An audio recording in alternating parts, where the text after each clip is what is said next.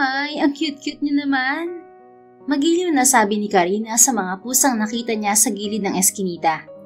Ibinaba niya sa gilid ang plastic ng cat food. Saka ngumiti sa 3 pusang nag-uunahang lumapit sa kanya. Gabi-gabi niya itong ginagawa, kaya't pamilyar na rin ang mga pusa sa kanya. Sandali lang mga cuties, ibibigay ko lahat sa inyo to. Binuksan niya ang plastic para makuha ng mga pusa ang pagkain sa loob. Hinaplos niya ang balahibo ng mga ito habang kumakain. Pero alerto ang pakiramdam niya sa paligid. Hindi lang mga pusa ang sadya ni Karina sa eskinitang yon. Dahil naroon siya para gawin ang trabaho niya bilang agent ng Fortress. Isa siya sa mga Zodiac agent ng organisasyon at ginagamit niya ang codename na Leo. Sa loob ng ilang linggo, ganito ang naging routine niya. Ang maging pain sa kasong kinabibilangan niya. Sunod-sunod ang pagkawala ng mga kababaihan sa syudad na pinaniniwalaan nilang ibinubugaw at iligal na iniluluwas palabas ng bansa. Kailangan lang ni Karina ng solid lead para matunto ng hideout ng mga sindikato. Ubusin niyo mga pagkain ha? Malambing niyang sabi sa mga pusa pero nakatuon ang atensyon niya sa palapit na mga yabag. Nagpanggap na walang alam si Karina hanggang hawakan ng 2 lalaki ang magkabila niyang braso. Jackpot pare! Ang ganda babae nito. Mukhang sanay magbenta ng aliw. Tingnan mo naman ang suot oh. Ang sexy at ang kinis. Malaking kikitain natin dito. Sabi ng isa, dahilan para tumakbo ang mga pusa palayo. Sino kayo? Anong kailangan niyo sa akin? Tanong niya na umaarteng natatakot. Kailangan namin ng ganda at kaseksihan mo, miss. Sabi nito sabay baling sa kasama. Dali na natin kay boss to. Hinila ng 2 lalaki si Karina. Nagpumiglas naman siya at nang makawala ay agad siyang tumakbo. Dagdag arte na rin sa ginagawa niyang pagpapanggap. Peste! Habulin natin siya, baka makawala pa. Pera na, baka maging bato pa. Nagpahabol si Karina, pero sinadya niyang ipakita na nahihirapan siya sa pagtakbo dahil sa suot niyang boots na may 4 na pulgadang takong. Kaya't nahuli ulit siya ng mga lalaki. Bitiwan niyo ako! Nagpupumiglas niyang sigaw. Tinakpan ng isang lalaki ang bibig ni Karina nang may dumaang tao sa tapat ng eskinita. Balot! Bili na kayo ng balot! Mainit pa at may masarap na suka, pampagana. Sigaw nito. Hinila si Karina ng 2 lalaki, pero napansin sila ng balot vendor. Hinawin nito ang kulot at malagong buhok na bahagyang nakasabit sa Mr. Suabe nitong bigote.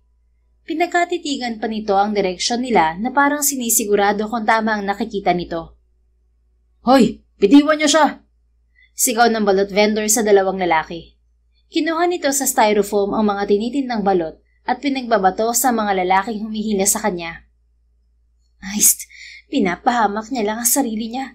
Umalis na lang sana siya. Bulong ni Karina sa isip. Kahit papaano, nakatulong ang balot vendor sa kanya, pero hindi yun ang gusto niya. Nabitiwan siya ng mga lalaki habang paatras na umiiwas sa mga ito. Umaabante naman ang balot vendor hanggang mahawakan siya nito sa braso. Miss, halika na!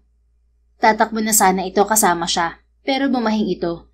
Sinikap nitong pigilan ng pagbahing, pero hindi nito nagawa at walang tigil itong bumahing hanggang mabitiwan siya. Umalis ka na, Manong. Hayaan mo na ako rito. Iligtas mo ang sarili mo. Pagtataboy niya sa lalaki. Humahanga si Karina sa tapang ng balot vendor, pero hanggat maaari, ayaw niyang may madamay sa misyon niya. Mapipilitan siyang lumaban kapag nanganib ang buhay nito. At kapag nangyari yon, mababaliwala ang ilang gabi niyang sakripisyo, matuntun lamang ang mga sindikato. Miss, may pusa ba rito? Lumiling ang tanong ng magbabalot na tila hindi narinig ang sinabi niya. Manong, umalis ka na. Ulit niya, pero nakalapit na rito ang 2 lalaki. Oh my God! Natutop ni Karina ang bibig ng pagtulungan ng 2 lalaki ang balot vendor. Nakahiga na ito sa lupa habang sinisipa at sinusuntok ng 2. Tama na please, baka wala niyo na siya. Sasama na ako sa inyo. Huwag niyo lang siyang saktan. Pagmamakaawa niya sa 2 lalaki. Hindi pa rin tumigil ang 2, kaya iniharang niya ang sarili sa balot vendor. Napainat siya ng tamaan ng sipa sa tagiliran, kaya't nadapa siya sa likuran ng vendor. Miss, ayos ka lang ba? Bakit mo ko iniligtas? Hindi makapaniwala nitong tanong kasabay ng pagbahing, pero sinika pa rin itong alalayan siya. Kasalanan ko kaya napahamak ka, Manong. Hayaan mo na lang ako sa kanila. Umalis ka na. Hilahin mo ang babaeng yan at ako na bahala sa mayabang na to. Hindi tayo pwedeng masiro ngayong gabi. Galit na utos ng isang lalaki sa kasama nito. Isang marahas na paghablot ang naramdaman ni Karina kasunod ng paghila sa kanya. Nakatingin naman ang balot vendor habang nakadapa ito sa lupa. May kung anong emosyon sa mga mata nito, pero alam niyang hindi yun takot. Ewan ba niya? Pero mas nakaramdam pa siya ng kaba sa tingin nito kaysa sa lalaking humihila sa kanya. Saan mo ba ako dadalhin? Hindi naman ako mayaman eh. Wala akong pang-ransom sa inyo kapag... Manahimik ka! Bulyaw ng lalaking humihila kay Karina. Ilang sandali pa nang makarating sila sa lumang pick-up truck at may dalawa pang lalaki na naghihintay roon. Binuksan ng isa ang pinto sa likuran bago siya itinulak sa loob. Yumuko na lang si Karina at itinakip sa mukha ang blonde wig habang umiiyak. Niyakap niya ang sariling katawan na tanging suot ay sleeveless fitted sando at maiksing short. Lingid sa kaalaman ng mga lalaki, isang ngisi ang pinakawalan niya sa pagitan ng paghigbi. Alam niyang sa mga oras na ito, nakatuon na si Agent Snake sa tracking device na nakakabit sa katawan niya. Isa ito sa miyembro ng Spy Division na siyang nag-a-assist sa grupo niya gamit ang computer system. Hindi rin nagtagal nang pumasok ang sasakyan sa isang abandonadong pier. Nagkalat ang patong-patong ng mga container na pawang kinakalawang na. Sa gitna niyon tumigil ang sasakyan. Bilisan natin para maihabol sa bayaheng babaeng yun mamaya. Utos ng isang lalaki sa mga kasama nito. Muling hinila ng mga lalaki si Karina palabas ng sasakyan. Itinulak pa siya ng mga ito para maglakad. Inilibot naman niya ang tingin sa paligid na parang normal na kilos lamang yun. Pero gumagana ang teknolohiya sa suot niyang contact lenses. Isa yung high-tech surveillance device na konektado sa system ni Agent Snake. Lahat ng nakikita niya ay nakikita rin ito. Boss, ihahabol namin sa shipment ang babaeng to. Pwede na yan kahit makapalang makeup. Maganda at makinis naman. Nabaling ang atensyon ni Karina sa kaharap na lalaki. Nakangisi ito sa kanya habang pinagmamasdan ang katawan niya. Malaki ang tiyan nito at puno ng gintong alahas sa katawan. Sa tabi nito ay nakatayo ang dalawang matangkad at malalaking lalaki. Marahil bodyguard ang mga ito ng tinatawag na boss. Isama na yan sa shipment ngayong gabi, patungong Malaysia. Utos nito sa isang bodyguard. Lumapit kay Karina ang isa sa dalawang bodyguard at itinulak siya para muling maglakad. Tahimik naman siyang humakbang. Pero palihim siyang nakikinig sa suot na earpiece na nakatago sa wig niya. Location is confirmed as one of the syndicate's dispatching area. Sabi ni Agent Snake na sinundan ng boses ni Captain Bravo. Agent Leo, as soon as you reach the container shipment, proceed immediately. Locate the victims and make sure they are safe. Hold the situation until we get there. Utos ng kapitan sa kanya. Noted, Captain. Pabulong niyang tugon. Tinandaan ni Karina ang dinadaanan nila hanggang makarating sila sa isang 40-footer container na nakalagay sa likuran ng 16-wheeler truck. Muli naman niyang narinig ang boses ni Agent Snake sa kabilang linya. Agent Leo, 5 armadong lalaki nasa paligid ng truck bukod sa lalaki nasa likuran mo. Nagkukubli sila sa likod ng mga container. Exact location from your position. 2 men at 12 o'clock, 1 man at 9 o'clock, and another 2 men at 3 o'clock. Distance around 9 to 10 meters. May iba pang kalaban sa loob ng pier, pero karamihan sa mga yon nakaabang malapit sa mismong pantalan. Tumikim si Karina para iparating na narinig niya ang sinabi nito. Hindi siya pwedeng magsalita lalo pat malapit ang kalaban sa kanya. Binubuksan nito ang container hanggang tumambad sa kanya ang nakakaawang kalagayan ng mga babae sa loob. Pasok! Utos ng lalaki bago siya itinulak. Sumampas si Karina sa container pero mabilis siyang umikot paharap sa lalaki bago pa nito isara ang pinto. Sinipa niya ito sa mukha. Napaatras ito kaya't tumalon siya palabas ng container at malakas itong tinuhod sa dibdib. Hinampas pa niya ito sa batok para tuluyang mawala ng malay. Itinulak niya ang lalaki sa ilalim ng truck para itago ang katawan nito bago muling binalingan ng mga babae sa loob ng container. Isa-isa niyang tiningnan ng mga babae pero naikuyom niya ang 2 kamay nang wala roon ang babaeng hinahanap niya. Miss, tulungan mo kami. Umiiyak na pagmamakaawa ng isa sa mga biktima. Huminga ng malalim si Karina para kumalma. Huwag kayong gagawa ng anumang ingay. Pangako babalik ako at ililigtas ko kayo. Baling niya sa mga babaeng nasa loob ng container. Isinara muna niya ang container bago binutas ang mga gulong ng truck gamit ang takong ng boots niya. May special weapon ang boots na yon na sadyang dinisenyo para sa kanilang mga agent. Agent Snake, kumpirmado mo bang nakita ang kinaroroonan ng mga biktima? Yes, clear and copy. Sagot nito sa earpiece. Gaano pa katagal bago dumating ang unit ni Captain Bravo? 10 minuto, nasa area na kami, Agent Leo. Siguraduhin mong hindi maisasakay sa barko ang container. Singit naman ni Captain Bravo sa linya. Roger that, Captain. Marahang naglakad si Karina patungo sa 9 o'clock kung nasaan ang isang kalaban. Maingat siyang lumapit sa lalaki at kaagad umatake nang tumingin to sa kanya. Isang solid na side punch ang pinakawalan niya na tumama sa panga nito. Mabilis din niyang inagaw ang baril nito na pinukpok niya sa ulo ng lalaki. 1 down. Bulong niya at tahimik na pinuntahan ng iba pang mga kalaban. Tagumpay niyang napatulog ang 2 pang kalaban sa 12 o'clock at kinuha ang baril ng mga ito. Iniiwasan niyang maglikha ng anumang ingay para hindi makuha ang atensyon ng iba pang mga kalaban. Pero isang putok ang umalingaw-ngaw hindi kalayuan sa pwesto niya. Shit! Bulalas niya sabay tago sa likod ng container. Captain Bravo, nasa perimeter na ba kayo? Malapit na kami. Ano ang sitwasyon sa lokasyon mo, Agent Leo? May nagpaputok, Captain. Tinutukoy ko pa kung saan nanggaling ang putok. Okay, copy. Mag-ingat ka riyan. Roger, Captain. Maingat na kumilos si Karina, pero napansin siya ng mga kalaban na tagad pinuputukan. Wala siyang pagpipilian kundi lumaban gamit ang baril na nakuha niya sa mga kalaban. We enter the perimeter now. Imporma ni Captain Bravo maya-maya. Hindi rin nagtagal nang marinig ni Karina ang putukan sa kabilang direksyon ng pier. Marahil ay napalaban na rin ang mga kasama niya noon. Sa gitna ng laban, napansin niya ang kahina-hinalang figura. Purong itim ang kasuotan nito. May sombrero at face mask. Hinabol niya ang figura, pero maliksi ito at agad nakawala sa paningin niya. Agent Snake, may kahina-hinalang figura na nakalusot sa surveillance ko. Baka mahanap mo siya gamit ang computer mo. All black ang suot niya. May sombrero at face mask. Malaki ang hinala ko na isa siya sa mga kalaban. Sabi niya rito. Receive the information, Agent Leo. Narinig ni Karina ang tunog ng mabilis na pagtipa sa kabilang linya hanggang marinig niya ulit ang boses ni Agent Snake. Agent Leo, walang CCTV sa pier, pero gamit ang thermal feed mula sa satellite relay, may nakuha akong 2 heat signatures sa likod ng container sa northeast side. Hindi malinaw ang itsura, pero sigurado ako may gumagalaw doon. Copy. Pupuntahan ko ang lokasyon.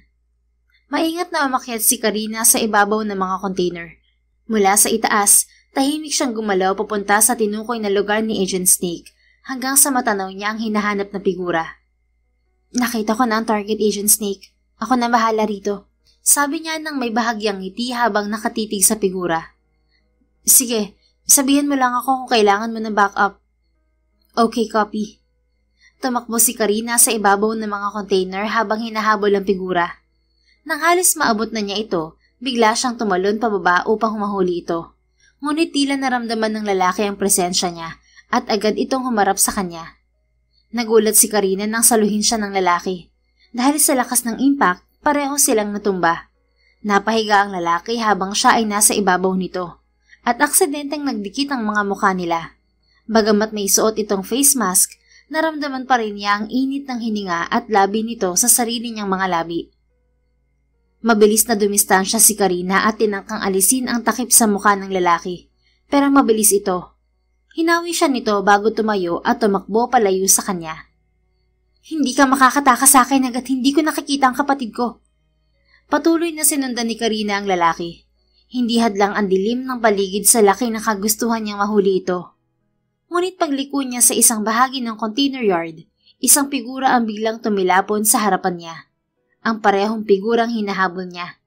Hindi niya alam kung anong dahilan ng pagkakatalsik nito. Tila may ibang umatake rito, pero hindi na niya pinagtuunan ng pansin yon. Hindi mo ako matatakasan, lalaki. Malalaman ko kung sino ka at kung sino ang taong nasa likod mo. Bulong ni Karina sa sarili. Agad niyang hinawakan ng lalaki bago pa ito tuluyang makalayo. Ngunit agad siyang naalerto nang mapansin ang baril sa kamay nito. Itinutok ito ng lalaki sa kanya. Ngunit mabilis ang reflexes niya. Sinipa niya ang pulsuhan nito kaya lumihis ang putok. Tumama ang bala sa isang container at tumalsik ang baril sa gilid. Saan niyo dinala ang ibang babaeng dinukot niyo? Mariin niyang tanong sa galit na boses. Umatras ang lalaki at mabilis na nakatayo. Makukuha ko rin ang posisyon mo, consigliere. Sigaw nito habang nakatingin sa likuran niya, bago ito mabilis na tumakbo palayo. Hindi naman pumayag si Karina na basta na lamang makatakas ang lalaki. Mabilis niya itong hinabol. Gamit ang gilid ng container, itinulak niya ang sarili pataas at itinapon ang katawan palapit dito. Sa isang iglap, inilabas niya ang talim na nakatago sa takong na kanyang boots at buong lakas na sinipa ang lalaki. Tumama ang talim sa kanang balikat nito, dahilan para mapaatras at bahagyang bumagal ang takbo ng lalaki. Ngunit nakagawa pa rin ito ng isang desperadong pag-atake. Sinipa siya nito, pero sinangga niya yon ng dalawang braso. Malakas ang lalaki kaya nadala ang katawan niya. Gayunpaman, naging alerto pa rin si Karina bago siya gumulong sa malamig na semento.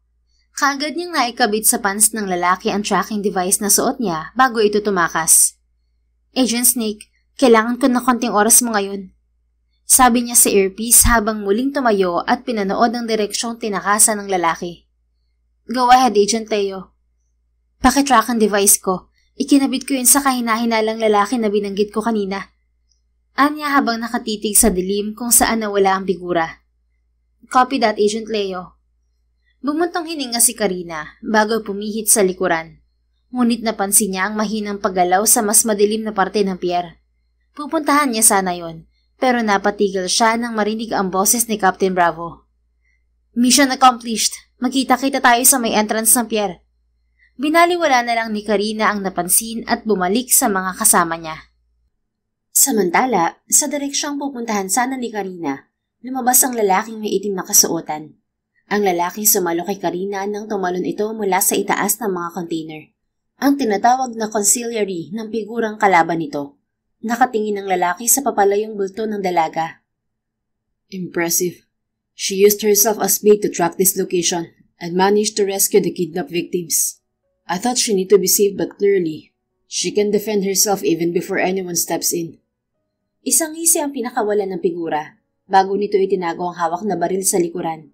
Isang bala pa lamang ang nababawas sa baril niya nang gamitin niya yung kanina sa taong gumagaya sa kanya. Pero nadaplisan lang ito at nakatakas.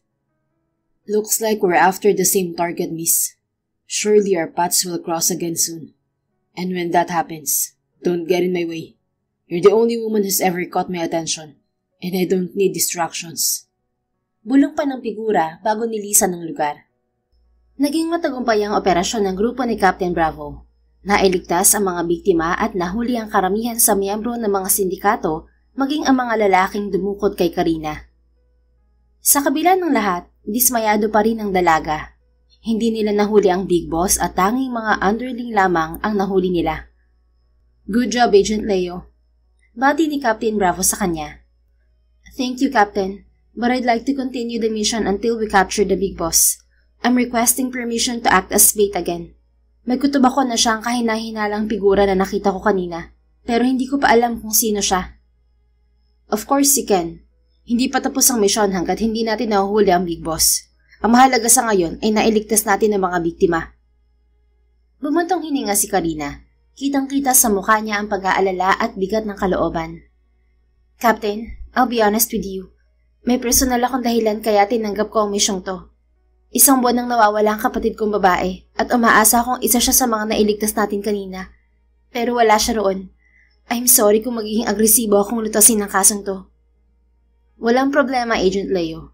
Huwag mo lang ihahalo ang personal na emosyon sa trabaho. I know that, Captain. Thank you. Sorry to interrupt your conversation, Agent Leo, Captain Bravo.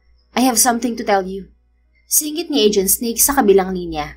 Nakuha nito ang atensyon nila ng kapitan. Go ahead, Agent Snake. Hudyat ni Captain Bravo. Natrack ko na ang lokasyon ng nakaitim na figura at nakita kong pumasok siya sa Don's Place Restaurant. 15 minuto siyang tumigil doon bago nawala ang signal ng tracker. Minanmanan ko ang paligid, pero wala pang lumalabas doon hanggang ngayon. May posibilidad na naroon pa rin siya o sa restaurant mismo tinutuluyan niya. Makahulugang tumingin si Captain Bravo kay Karina. Naintindihan agad ng dalaga ang pinapahiwatig ng tingin nito. Mag-iimbestiga ako sa restaurant na yon, Captain Bravo. Okay, Agent Leo. Balitaan mo agad kami. Isang panibagong misyon ang haharapin niya, at yun ay mahuli ang big boss ng sindikato hanggang makita ang kapatid niya. Ilang araw ang lumipas, hindi mo na pumupunta si Gail sa trabaho. Maulan ngayong araw, nakatayo siya sa gilid ng kama kung saan nakahiga ang walang malay na babae. Ang silid ay nasa loob ng isang secret medical facility na itinayo sa ilalim ng private villa sa labas ng lungsod. Ano ang kondisyon niya? Tanong ng binata sa doktor ng babae. Wala pong anumang injury ang pasyente, sir. Nawalan lang siya ng malay dahil sa labis na pagod at matinding takot. Kailangan lang niya ng sapat na pahinga para makabawi ng lakas. Keep a close eye on her and inform me the moment she regains consciousness. Yes, sir. Lumabas ng silid si Gael at dumiretso sa kanyang sasakyan. Tahimik siyang nagmaneho sa gitna ng ulan patungo sa Don's Place restaurant at hapon na nang makarating siya roon. Pagbaba pa lang niya ng sasakyan, nasa lubong niya ang isang eksenang agad nakakuha ng kanyang atensyon. Hinihila ng isang gwardya palabas ang isang babae. Manong, bitiwan niyo nga ako. May pambayad naman ako sa kinain ko Ganito lang ang itsura ko pero hindi ibig sabihin nun wala akong pera. Reklamo ng babae habang nagpupumiglas. Seryosong lumapit si Gael sa dalawa. What happened? Tanong niya sa gwardya. Sir, araw-araw po siyang narito. Hindi siya umaalis hanggat hindi nagsasara ang restaurant. Medyo istorbo na rin po siya sa ibang customer. Simple lang ang sinabi ng gwardya, pero naunawaan agad ni Gael ang gusto nitong iparating sa kanya. Kahina-hinala ang ginagawa ng babae, lalo pat cover ng mafia ang Don's Place restaurant at miyembro sila ng Mafia Romano. Marahil iniisip ng gwardya na espiya ang babae. Anong istorbo? Masama bang maging vocal kung gaano kasarap ang pagkain kinakain ko? Appreciative lang ako, no? Dapat nga matuwa kayo kasi pinupuri ko ang restaurant yung araw-araw. Mariing tugon ng babae habang nakapamewang. Get her out quietly. Don't disturb other customers. Utos ni Gael sa gwardya. Yes, sir. Nagpatuloy sa paglalakad si Gael pero napahinto siya nang may humawak sa braso niya. Lumingon siya rito at nakita ang babae. Sir, ikaw po ba may-ari nitong restaurant? Gusto ko sanang mag-apply ng trabaho. Pwede po ako maging waitress, janitress, dishwasher, cashier. Marunong din po ako magluto. Kahit anong trabaho, kaya ko pong gawin. Just name it and I'll do it. Marahang piniksi ni Gael ang braso niya para alisin ang kamay nito. Biglang nangati ang ilong niya at anumang oras ay babahing na siya. Guard, escort her out. Pets are not allowed inside. Nagmamadali namang lumapit ang gwardya sa babae at hinila ito palayo sa kanya. Hoy, anong pet ang sinasabi mo riyan? Hindi ako hayop, no? Reklamo ng babae na hindi niya pinansin. Nagpatuloy si Gael sa paglalakad patungo sa kanyang opisina. Hindi naman niya inaasahan na naroon si Chef Enzo, ang master chef sa Don's Place restaurant na siya ring don ng Mafia Romano. Kaagad siyang yumuko bilang paggalang. Alam niyang narito ito bilang si Don Romano at hindi si Chef Enzo. Is your loyalty still with me, Gael? Yes, Don. Walang pag-aalinlangan niyang tugon. Then, how will you clear your name behind illegal exploitation of women? Specifically trafficking of teens and young women for prostitution. Nabalitaan ko na mayroong gumagawa ng ganoong bagay sa loob ng mafia at may mataas na posisyon na nasa likod niyon. Sa natanggap kong imahe, kitang-kita ang figura mo bilang consigliere ng mafia. Hindi agad nakasagot si Gael. Walang duda ang katapatan niya kay Don Romano. Tinalikuran niya ang dating buhay para manatili sa tabi nito bilang advisor. Pero may isang tao ang gustong sumira sa reputasyon niya sa mafia. Ginagaya nito ang figura niya na may purong itim na kasuotan at face mask na nagtatago sa pagkakakilanlan niya. Maging ang bulto ng katawan at kilos ay parehong-pareho sa kanya. Kahit sino iisipin na siya ang taong yun. Patawad kung hindi ko po masasagot ang bagay na yan sa ngayon, Don Romano. Pero sigurado ako, may gustong sumira sa pangalan ko bilang advisor mo. Bigyan mo pa ako ng panahon para mahuli ang taong yun. At pangako, ihaharap ko sa iyo nasa likod ng lahat ng to. Tumayo si Enzo at lumapit sa kanya. I trust you, Gael. But do not allow someone taint your name. Hahayaan kitang lutasin ang problemang to at hindi ako kikilos hanggat hindi mo hinihingi ang tulong ko. Buo ang tiwala ni Don Romano sa kanya, pero kailangan pa rin niyang linisin ang pangalan niya. Tanging paghuli sa taong yun ang solusyon, dahil walang sino man sa mafia ang nakakakilala sa tunay na katauhan ng consigliere maliban kay Don Romano. Sa oras na mahuli niya ito, Matitigil na ang masasama nitong gawain at malilinis na rin ang reputasyon niya sa mafia. Understood, Don. Leave this to me. Tinapik pa siya nito sa balikat bago lumabas ng opisina niya. Pag-alis ni Enzo, umupo si Gael sa swivel chair niya. Sumandal siya at bahagyang pumikit bago ipinatong ang noo sa isa niyang braso. Pero sunod-sunod siyang bumahing. Oh, was that woman holding a cut before she came into my restaurant? Reklamo niya habang nakatingin sa parte ng coat na hinawakan ng babae kanina. Bata pa lang siya ay sensitive na siya sa amoy ng pusa. Bahing siya ng bahing kapag may pusa sa malapit o kahit hinahawakan ng ito ng taong lumalapit sa kanya. Even a whiff of a cat makes my nose go wild. My cat sensitivity is absolutely ridiculous. Hinubad ni Gael ang kanyang coat bago hinarap ang trabaho sa opisina. Pagsapit ng 9:00 ng gabi, sinimulan niya ang paghahanap sa taong gumagaya sa kanya. Alam niyang sa ganitong oras lumalabas ang impostor upang maghanap ng mabibiktimang babae. Kaya naman, nagpapanggap siyang balot vendor tuwing gabi upang makagalaw ng malaya at hindi makilala habang nag-iikot sa kalsada. Balot? Bili na kayo ng balot. Mainit pa at may masarap na suka pampagana. Sigaw niya. Tumayo ang 3 lalaki na nakaupo sa bangketa at humarang sa unahan niya. Mukhang lasing na ang mga ito. Magkano ang balot? Maangas na tanong ng lalaking hubadbaro sa gitna ng grupo. 15 lang, boss. Sagot ni Gael. Sige, bigyan mo kami ng 10. Kalmadong binuksan ni Gael ang styrofoam. Isa-isa niyang kinuha ang mga balot na nakabalot sa tela at iniabot sa mga lalaki. Nagbigay rin siya ng plastik na may suka at kaunting asin. Boss, 150 lang po lahat. Sabi niya sa mga ito. Dagdagan mo pa ng 10 para 300. Naglabas pa ng 10 balot si Gael at ibinigay sa 3. Pero naubos na ang balot, hindi pa rin nagbabayad ang mga ito. Salamat sa balot, Manong. Balik ka ulit bukas ng gabi Libre mo kami. Sabi ng isa habang nagtatawanan ang 3 bago tumalikod at lumayo. Baliwala lang yun kay Gael. Hindi niya iniintindi kung hindi man magbayad ng mga ito.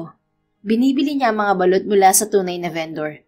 Ginamit pa nga niya ang mga ito bilang pangbato noong minsang subukan niyang iligtas ang isang babae mula sa mga kidnapper. Nagpanggap siyang inosente at walang kalaban-laban na tindero. Pero sa huli hinayaan niyang madukot ang babae upang masundan ng mga salarin. Ngunit hindi pa rin niya nahuli ang taong gumagaya sa kanya na naroon din sa abandonadong pier. Hoy mga butete, magbayad kayo sa kinain niyo. Sigaw ng boses mula sa likuran ni Gael. Lumingon siya at bahagyang kumunot ang noo nang makita kung sino iyon. Ito ang babaeng hinihila ng gwardya palabas ng restaurant kanina. Ngumiti ito sa kanya at nag-thumbs up pa. Ako na ang bahalang maningil para sa iyo, Manong. Saad nito sabay tapik sa balikat ni Gael. Lumapit ang babae sa 3 lalaki na nakangising nakatingin dito. Walang takot nitong inilahad ang kamay sa harapan ng 3. Bayad niyo? Humakbang pauna ang lalaking humbadbaro at malakas na hinampas ang nakalahad na kamay ng babae. Nagkakamali ka ng sinisingil, miss. Kami ang ari sa lugar na to at walang sino man ang nagtatangkang maningil sa amin. Singhal nito, pero hindi apektado ang babae at muli nitong iniunat ang kamay. Wala akong pakialam kung sino kayo. Basta magbayad kayo sa kinain yung balot. Hindi yun libre. Napakunot naman ang noo ni Gael habang tahimik na pinapanood ang eksena. Nagtataka siya kung saan nanggaling ang tapang ng babae. Small but terrible, huh? Sabi niya sa isip at lihim na napangisi. Ito ang 2nd beses na nakuha ng isang babae ang atensyon at paghanga niya. Hindi dahil sa itsura, kundi dahil sa tapang na pinapakita nito. Bonus na lang dahil maganda rin ito. Ano? Hindi ba kayo magbabayad? Ipapaluwa ko sa inyo mga balot na kinain nyo. Muling sabi ng babae. Nagalit ang lalaki. Akma nitong duduraan ang palad ng babae. Pero nagulat si Gael nang biglang sampalin ng babae ang mayabang na lalaki. Malakas pa nitong sinipa sa tiyan ng lalaki dahilan para matumba ito sa semento. Bayad lang naman ang hinihingi ko, pero naghahanap yata kayo ng sakit ng katawan. Hinawakan ng babae sa buhok ang natumbang lalaki at pilit hinila pa itaas. Wala namang nagawa ang 2 pang kasama nito kundi umatras. Bayad o bugbog? Muling tanong ng babae. Kaliwat kanan nitong sinampal ang lalaki hanggat hindi ito nagbabayad. Magbabayad na, miss. Bitiwan mo na ako. Masakit na ang anit at pisngi ko. Pagmamakaawa nito. Binitiwan to ng babae. Naglabas naman ng 300 ng lalaki bago ibinigay dito. Magbabayad ka rin pala. Hindi pa kanina. Gusto mo pang nasasaktan eh. Hinablot ng babae ang pera. Hinila naman ng 2 lalaki ang nakaupong kasama bago mga nagtakbuhan palayo. Manong, ito na ang bayad sa balot. Mabuti na lang napadaan ako rito at nakita ko ang ginawa ng mga lalaking yun. Sa susunod, iwasan mo ng lugar na to, lalo na mga ganoong tao. Kinuha naman ni Gael ang pera dito. Salamat, miss. Karina ang pangalan ko. Karina Saga. Pakilala nito. Salamat, Karina. Manong, hindi mo ba ako natatandaan? Nagkita na rin tayo habang nagtitinda ka ng balot. Tinitigan ni Gael si Karina. Iniisip niya kung saan ito nakita habang nakadisguise siya bilang balot vendor. Pero wala siyang maalala. Ay, iba nga palang itsura ka noon. Muling sabi ni Karina. Pasimpleng pinagmasdan ni Gael si Karina. Maluwag ang white t-shirt nito na pinatungan ng denim jacket. Baggy jeans at white rubber shoes naman ang suot nito sa pang-ibaba. Maliban doon, may suot din itong sombrero habang nakaponytail ang mahabang buhok. Napansin niyang iba na ang suot nito ngayon kaysa kanina sa restaurant. Pasensya na. Baka hindi ako ang taong tinutukoy mo kanina. Ano ka ba, Manong? Ikaw yun. Tandang-tanda ko yung kulot at malago mong buhok, pati ang Mr. Swabe mong bigote. Kaya sigurado akong ikaw yun. Napahawak sa peking bigote si Gael na isa sa nagtatago sa pagkakakilanlan niya. Kunwari ay hinaplos niya yon. Pero ang totoo, inayos niya. Baka magkamukha lang kami. Hindi talaga kita matandaan. Pasensya na. Okay lang yun, Manong. Natatandaan naman kita eh. Salamat sa ginawa mo ng araw na yon. Sa susunod na pagkikita natin, babayaran ko ang mga balot na ginawa mong pambato sa mga lalaking dudukot sana sa akin. Hindi ko kasi alam na magkikita pa tayo. Kaya hindi ako nakapagdala ng ekstrang pera. Masaya rin ako at tigtas ka. Sige, alis na ako. Mag-iingat ka, Manong. Kumaway ito sa kanya bago tumakbo palayo. Isang makahulugang ngisi ang pinakawalan ni Gael nang maalala kung sino ang babae. Ibang-iba ang itsura nito ngayon kaysa ng gabing yun. Ikaw palang matapang na babaeng hindi nagdalawang isip iharang ang sarili para iligtas ako. Ang totoo, humangat nagalala ako sa'yo ng gabing yun. Pero mas lalo mo akong pinahanga ngayon. Bulong niya sa sarili. Pumasok sa isip na Gael ang gabing nakasagupa niya si Karina sa abandonadong pier. Ang eksena kung saan tumalon ito mula sa itaas ng mga container patungo sa kanya. Wala sa sariling nahaplos niya ang labi. Tila bumalik sa pakiramdam niya ang init ng labi nito na nakalapat sa mga labi niya kahit may face mask siya. Shit, hindi yun ang dapat kong isipin ngayon. Mas mahalagang mahanap ko ang taong gumagaya sa akin. Naghihinala man siya sa katauhan ni Karina pero hindi ito ang punteriya niya. Sa ngayon, palalampasin niya ang mga nasaksihan sa abandonadong pier. Dahil bilang kasapi ng Mafia Romano, may batas silang huwag sasaktan ang mga taong hindi sila inuunahan. Sapat nang malaman niya na isang babae pala ang nakakuha sa atensyon niya. Samantala, umaga na nang umuwi si Karina. Pagpasok pa lang niya ng bahay, kutsilyo na ang sumalubong sa kanya. Simple lamang niyang iginilid ang ulo para umiwas, kaya't bumaon ang kutsilyo sa likod ng narang pinto. Good morning, Lola Carlina. Ang ganda naman ng pagbati mo sa akin. Sarkastiko niyang bati sa matanda na siyang naghagis ng kutsilyo. Veteran member ito ng Fortress, pero nag-retire na dahil sa katandaan. Ngunit hindi nawawala ang expertise nito sa paghawak ng kutsilyo na araw-araw nitong ginagamit sa kanya sa tuwing umuuwi siya. Nahanap mo na ba ang kapatid mo, Karina? Hinubad niya ang denim jacket bago yun isabit sa coat rack malapit sa pinto. Hindi pa po, Lola. Tumawad ng mapakala ang matanda. Ganito na ba kahina ang mga bagong agent ng Fortress? Isang tao lang hindi pa matagpuan. Anong klaseng pamumuno ang ginagawa ng bago niyong boss? Sinisira niyo ang reputasyon ng organisasyon. Huminga ng malalim si Karina. Mapakla rin siyang ngumiti sa matanda na palaging minamaliit ang Fortress, na para bang hindi ito dating miyembro ng organisasyon. Magaling pong mamuno si Boss Ami, Lola. Naibangon niyang muli ang Fortress na nalugmok dahil sa kapabayaan ng mga dating agent. Hindi niyo nagawang protektahan ng organisasyon noon, kaya bumagsak ang henerasyon niyo. Huwag mo sanang idamay ang henerasyon namin sa pagkabigo ninyo. Pinagmamalaki mo ang organisasyong komitil sa buhay na nag-iisa kong anak at ng asawa niya. Ganyang kabahinasan ng Fortress, Karina. Nagsanay ka pa sa ibang bansa pero nagbubulag-bulagan ka naman sa nangyari sa mga magulang mo. Dapat pinaghihiganti mo ang kamatayan nila. Lola, pwede bang tumigil ka na? Matagal na yun at miyembro pa sila ng dating pamunuan bago sila namatay. At walang kasalanan ng Fortress sa pagkamatay nila. Desisyon ni Mommy at Daddy sumali sa organisasyon at namatay sila ng may karangalan. Naging agent ka rin at alam mong kasama sa trabaho natin ng kamatayan. Tama ka. Kaya itinuturing na rin kitang patay simula nang pinili mong magtrabaho sa Fortress. Si Hazel lang ang nag-iisang apo ko. Kaya ibalik mo sa akin ang aking apo at lumayas ka na sa pamamahay ko. Don't worry, Lola. Kapag naibalik ko si Ate Hazel, tuluyan na ako maglalaho sa buhay niyo. Yun lang naman ang dahilan kaya bumalik ako sa Pilipinas eh. Mas gusto ko pang manirahan sa Switzerland kaysa masaktan sa pakikitungo mo sa akin. Masama ang loob niyang tinalikuran ng matanda. Pumasok siya sa silid ni Hazel kung nasaan ang mga gamit niya. Mabilis siyang naligo at nagpalit ng damit bago muling umalis ng bahay.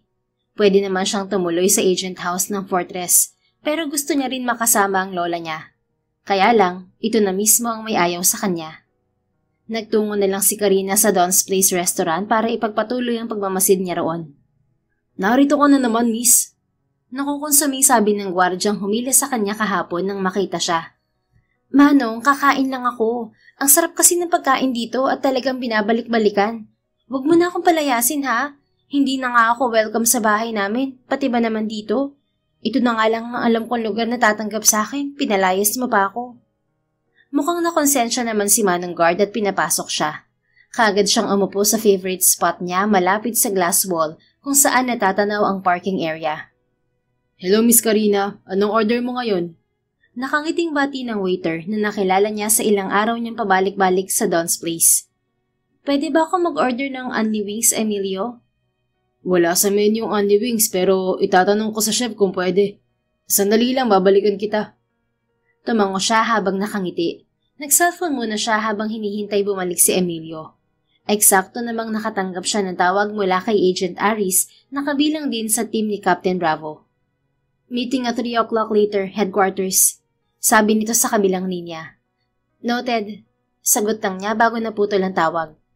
Wala talagang kagana-gana kausap tong si Aris. Napailing na lang siya at naglaro sa cellphone nang muling lumapit si Emilio sa mesa niya. Approve ang Only Wings, Miss Karina. Please wait at least 15 minutes at isi-serve ko na yun sa table mo. Thank you, Emilio. Buffalo flavor, please. Sure, lakas mo sa akin eh. Kumindat pa si Emilio bago umalis at bumalik sa trabaho nito. Tumingin na lang si Karina sa parking area habang naghihintay sa order niya. Naagaw ang atensyon niya sa bagong dating na matte gray Lamborghini. Lumabas mula roon ng may-ari ng Don's Place Restaurant. Matikas ang katawan nito sa suot na black long sleeve shirt na naka-roll up hanggang siko at itim na slacks. Matangkad ito at may seryosong aura. Napatingin ang lalaki sa direksyon niya nang isara ang pinto ng sasakyan. Tila may magnet ang tingin nito at napako na rin ang tingin niya rito. Miss, ito na po ang order mo. Pukaw ng waiter kay Karina. Nabaling naman dito ang atensyon niya. Salamat. Nakangiti niyang sabi at bahagyang tumingin sa parking area. Pero wala na roon ng lalaki. Hindi niya namalayan na ganoon pala katagal ang titigan nila nito. Kumain na lang si Karina at ini-enjoy ang Only Wings na may kasamang pineapple juice. Nilalasap niya ang kakaibang flavor ng manok nang may umupo sa harapan niya. Tumingin siya rito at bigla siyang nasa mid nang makita ang may-ari ng restaurant. Kinuha nito ang baso ng juice niya bago ibinigay sa kanya. Drink? Tipid nitong sabi. Tinanggap ni Karina ang baso bago uminom. Ano pang ginagawa mo rito, sir? You mentioned yesterday that you wanted to work here. Submit your resume to my office, and I'll see which position matches your credentials. Okay po, sir. Magpapaprint ako mamaya ng resume ko pagkatapos kong kumain. Tahimik lang itong nakatingin sa kanya. Maya-maya ay bumuntong hininga.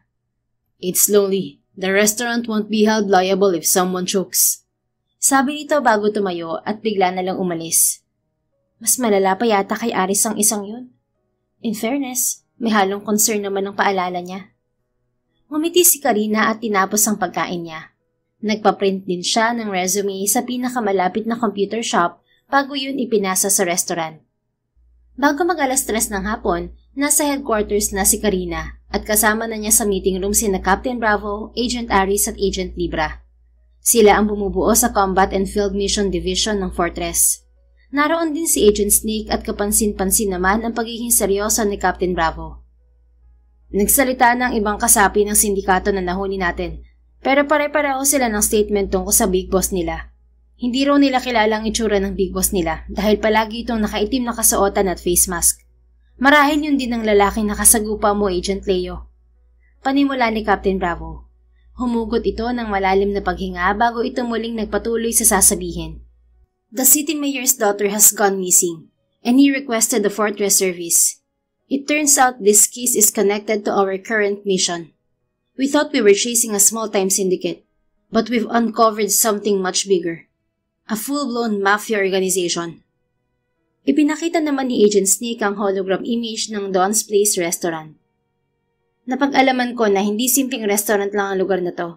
Isa itong front cover ng mafia. Paliwanag ni Agent Snake bago muling lumitaw ang isang larawan ng lalaki. Napakunot ang noo ni Karina at napatitig sa larawan. Siya si Gael Ledesma, ang may-ari ng restaurant. Hindi ko pa matukoy kung siya rin ang leader ng mafia. Masyadong secured ang personal details niya at wala pa akong mahanap na file sa ngayon. Anong mafia ang nasa likod ng Don's Place Restaurant? Tanong ni Karina bago inalis ang tingin sa larawan ni Gael. The untouchable mafia among mafias. The Mafia Romano. Sagot ni Captain Bravo. Sa nakuhang impormasyon ni Agent Snake tungkol sa Mafia Romano, hindi sila nananakit kung hindi sila unang sasaktan. Ngunit triple sila kung gumanti. Kailangan nating mag-ingat lalo pat may posibilidad na isa sa mga miyembro nila ang taong hinahanap natin. Dugtong pa nito. Naikuyom ni Karina ang kamay sa ilalim ng lamesa. Ito ang kasagutan kaya hindi niya makita-kita ang kapatid niya. Malaking tao ang nasa likod ng pagkawala nito. Hindi magpapakita ng pagkabahala si Captain Bravo kung simpleng mafia lamang ang Mafia Romano. Tiyak na malaking problema ang haharapin nila kapag nasagasaan ng mafiyang yon. I'm ready to act as a bait again if necessary, Captain. Voluntaryo niya. We need you inside the restaurant, Agent Leo. Look for any clues about the person we're after. Alamin mo kung konektado ang mga ginagawa nitong illegal sa Mafia Romano. Kung walang kinalaman ng mafia, maayos tayong makagagalaw laban sa kanya. At kung meron naman, kailangan nating maghanda. Noted, Captain. Marami pa silang napag-usapan tungkol sa Mafia Romano. Kasama ang simbolo ng mga ito at pagkakakilanlan. Isa sa tumatak sa isip niya ay ang pagkakakilanlan ng Mafia Conciliary. Pero ang unang hakbang ay makapasok muna siya sa Don's Place Restaurant bilang staff. Habang ang kanyang mga kasama naman ay nilolocate ang posibilidad na pinagdalhan sa anak ng city mayor. Pagsapit ng gabi, hindi naman tumitigil si Karina sa pagmamasid. Umaasa pa rin siyang makikita ang nakaitim na figura at mahuhuli ito. Ngunit hindi naging pabor sa kanya ang gabi-gabi niyang paglabas. Isang gabi muli, habang nagtitinda ng balot si Gael, nabunggo ng nagmamadaling lalaki ang cart niya. Tila may humahabol dito. Natumba ang cart at kumalat sa semento ang mga tinda niyang balot.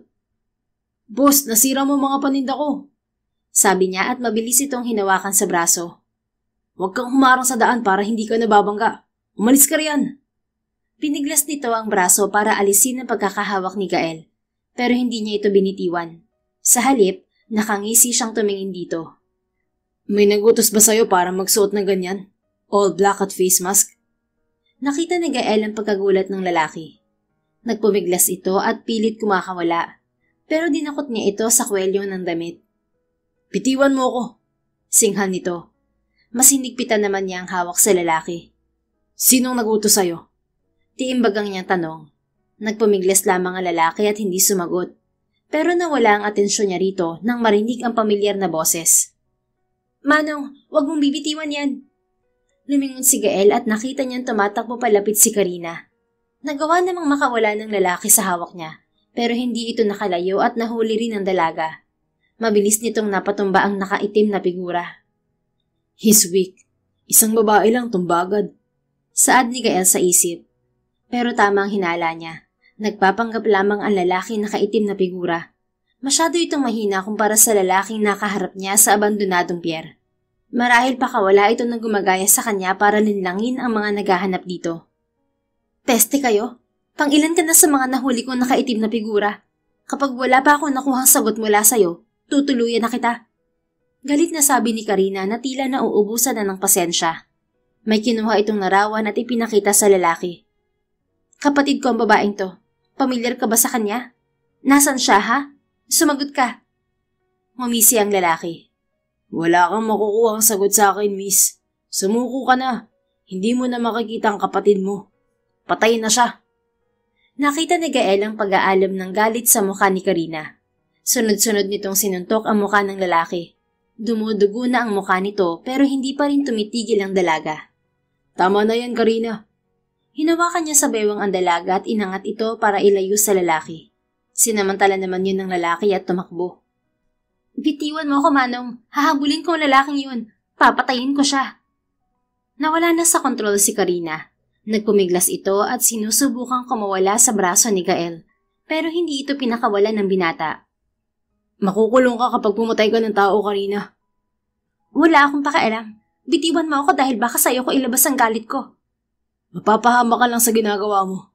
Hindi mo alam kung ilan silang magkakasama. Baka plano nila to para hulihin ka. Alam ko, pero hindi ako natatakot sa kanila. Handa akong mamatay para sa kapatid ko. Hinapit ni Gael palapit si Karina. Isinandal niya ang likod nito sa katawan niya at marahang pinulupot ang isa niyang braso sa balikat nito. Huminahon ka lang, Karina. Ligtas ang kapatid mo. Sigurado ako ron. Sabi niya habang nakatingin sa nabitiwang larawan ng dalaga. Hindi siya maaaring magkamali na ang babaeng walang malay sa secret facility niya ay ang kapatid ni Karina. Iniligtas niya ito sa mga lalaking humahabol dito ng gabi ng engkwentro sa abandonadong pier. Ito ang isa pa niyang opsyon para mahanap ang taong nagpapanggap na siya. Bitiwan mo ako, Manong. Hindi magandang tingnan na nakayakap ka sa akin ng ganyan.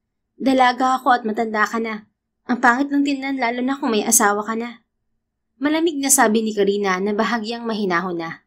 Parang nagulat din si Gael nang ma-realize ang ginawa niya. Mabilis niyang binitiwan si Karina at dumistansya rito. Matapang ka, pero huwag ka magpadalos-dalos ng kilos, Karina. Magplano ka mabuti dahil baka mapahama ka lang sa wala.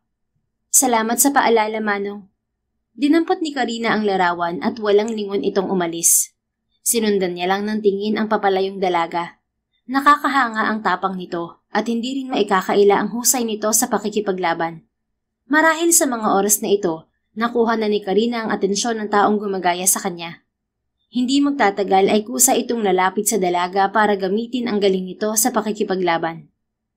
I have to keep her close if I want to take that man down. Isang desisyon ang nabuo sa isip ni Gael. Kailangan mapalapit si Karina sa kanya. Kinabukasan, nakatanggap ng tawag si Karina mula sa Don's Place Restaurant. Noong isang araw ay pinasa na niya roon ang resume niya. Miss Karina Saga, be at the restaurant first thing Monday morning for your orientation. Wow, tanggap na po ba ako? Yes. Tipid na sabi ng lalaki sa kabilang linya. Maraming salamat po, sir. Sino pong hahanapin ko para makausap sa Lunes? Look for me. Nagtaka naman si Karina dahil wala siyang ideya kung sino ang kausap niya. Sino po ba itong kausap ko? Gael Ledesma, the restaurant owner. Muntikan nang nabitiwan ni Karina ang cellphone. Wala sa hinagap niya na si Gael mismo ang tatawag sa kanya. Okay po, sir. Maraming salamat po sa pagtanggap sa akin. Napaangat na lang ang kilay ni Karina nang biglang naputol ang tawag. Nawawalang kapatid ba to ni Agent Aris?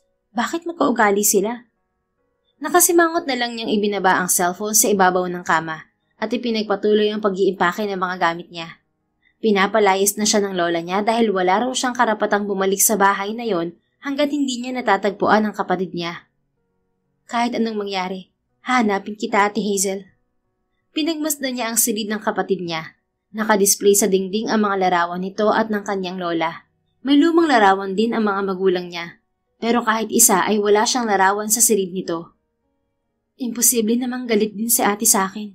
Close kami nun eh. Baka tinatago niya ang larawan ko sa drawer niya kasi pagagalitan siya ni Lola kapag inilabas niya. Hinalungkat ni Karina ang drawer ng kapatid, pero nasaktan lang siya nang wala siyang makitang larawan na nakatago roon. Ngunit napansin naman niya ang isang notebook na nakasiksik sa gilid ng mga nakatupi nitong damit. Mukha yung diary kaya kinuha niya, pero nagimbal siya sa nakasulat sa unang pahina. I hate Karina so much. Parang yun ang nagsilbing titulo ng nilalaman ng notebook at sa ibaba niyon ay ang signature ni Hazel. Ano to? Naluluha niyang tanong sa sarili.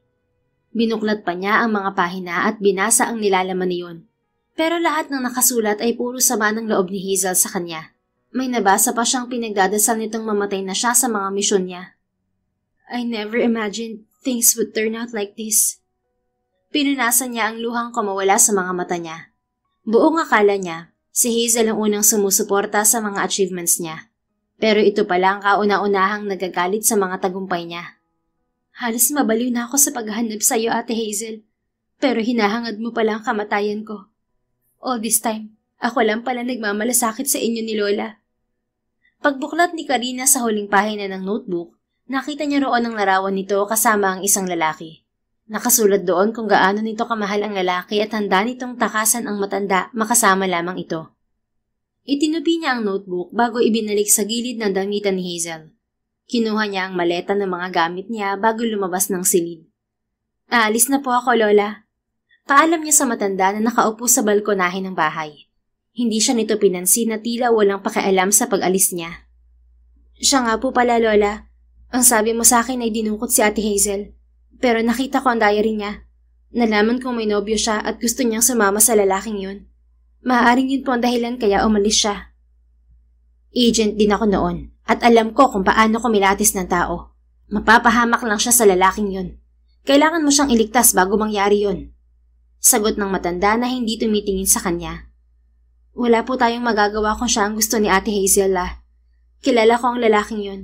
At aalamin ko po kung magkasama silang dalawa para mapanatag na tayong pareho. Nagpatuloy sa paglalakad si Karina at ibinilin sa mga kasambahayang lola niya. Niyakap niya rin ang alagang pusa ng matanda bago siya umalis ng bahay. Sa Don's Place Restaurant dumiretso si Karina para kausapin ang nobyo ni Hazel. Miss Karina, anong order mo ngayon? Tipid nang umiti si Karina sa lalaki. Wala itong pagkakaiba sa larawang nasa notebook ni Hazel. Hindi ako kakain ngayon, Emilio. May gusto lang akong itanong sa'yo. Tumingin ito sa rilong nasa bisig bago tumingin sa paligid. Medyo marami ang customers ngayon. Baka hindi kita mapagbigyan. Okay lang ba sa ibang araw tayo mag-usap? O kaya mamaya pagkatapos ng duty ko? Sandali lang to. Kasama mo ba si Ate Hazel? Walang paligoy-ligoy niyang tanong.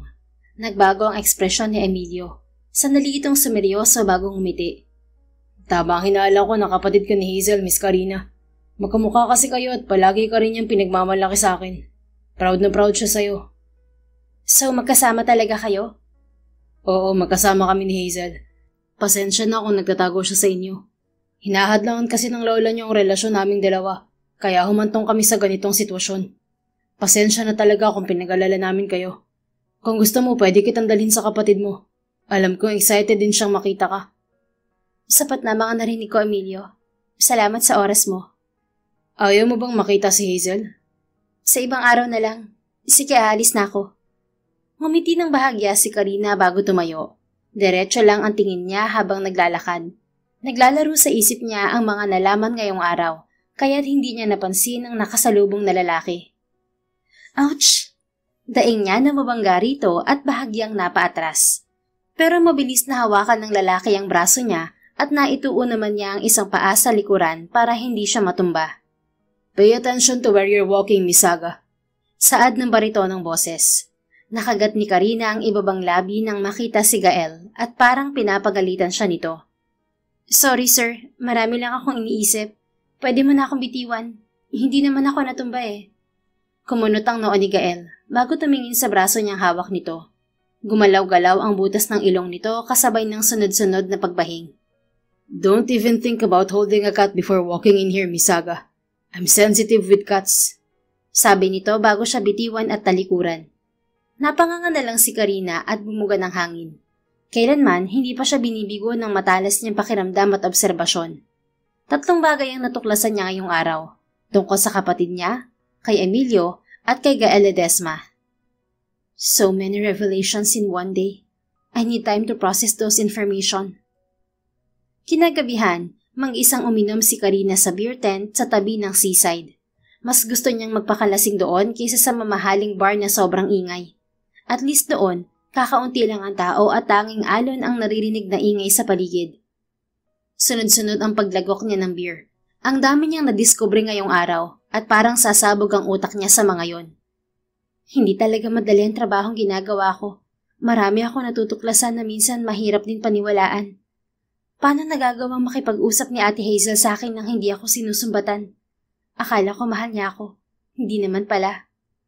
Tumawa siya at naningkit ang mga mata sa kalasingan. Hindi na niya kayang magmaneho kaya tatawag na lang siya ng sundo. Inaaninaw niya ang numero sa cellphone dahil nagdodoble yun sa paningin niya.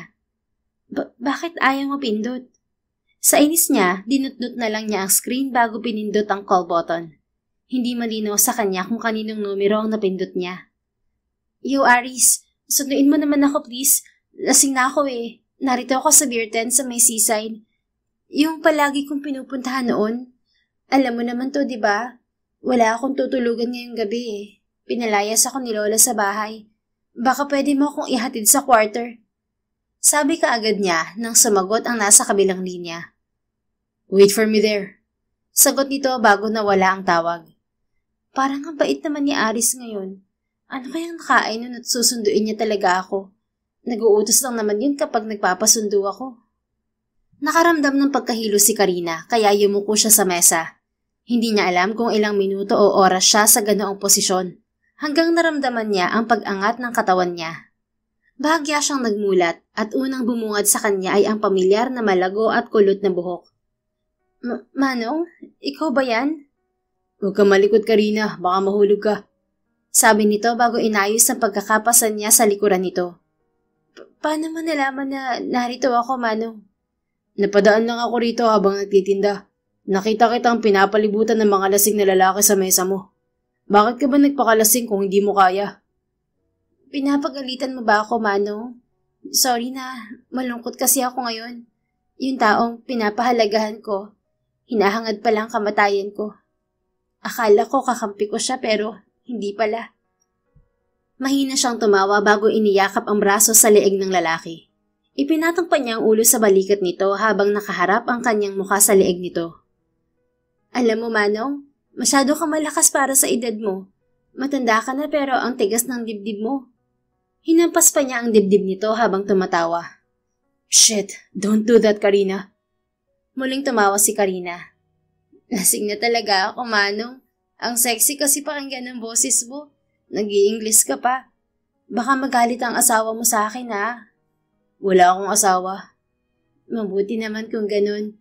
Walang sasabunod sa akin kapag nakitang nakapasan ako sa likuran mo. Pumakit si Karina at mas inilapit ang mukha sa leeg ng lalaki. Ang bango mo naman, Manong. Hindi ka amoy araw at mas lalong hindi ka amoy balot. Hindi ka rin amoy lupa. Amoy binata ka na hindi pa nagkakajowa. Humagikhik pa siya at muling nilanghap ang mabangong amoy ng lalaki. Karina, if I were you, I'd stop this before you end up regretting it. Po, titigil na. Saan mo ba ako dadalhin? May susundo kasi sa akin eh. Baka hanapin niya ako. You called my number. Bulong nito na hindi niya malinaw na narinig. Anong sabi mo, Manong? Hindi kita maintindihan eh. Nabibingi na ako sa kalasingan. Humagikhik siya bago pumikit.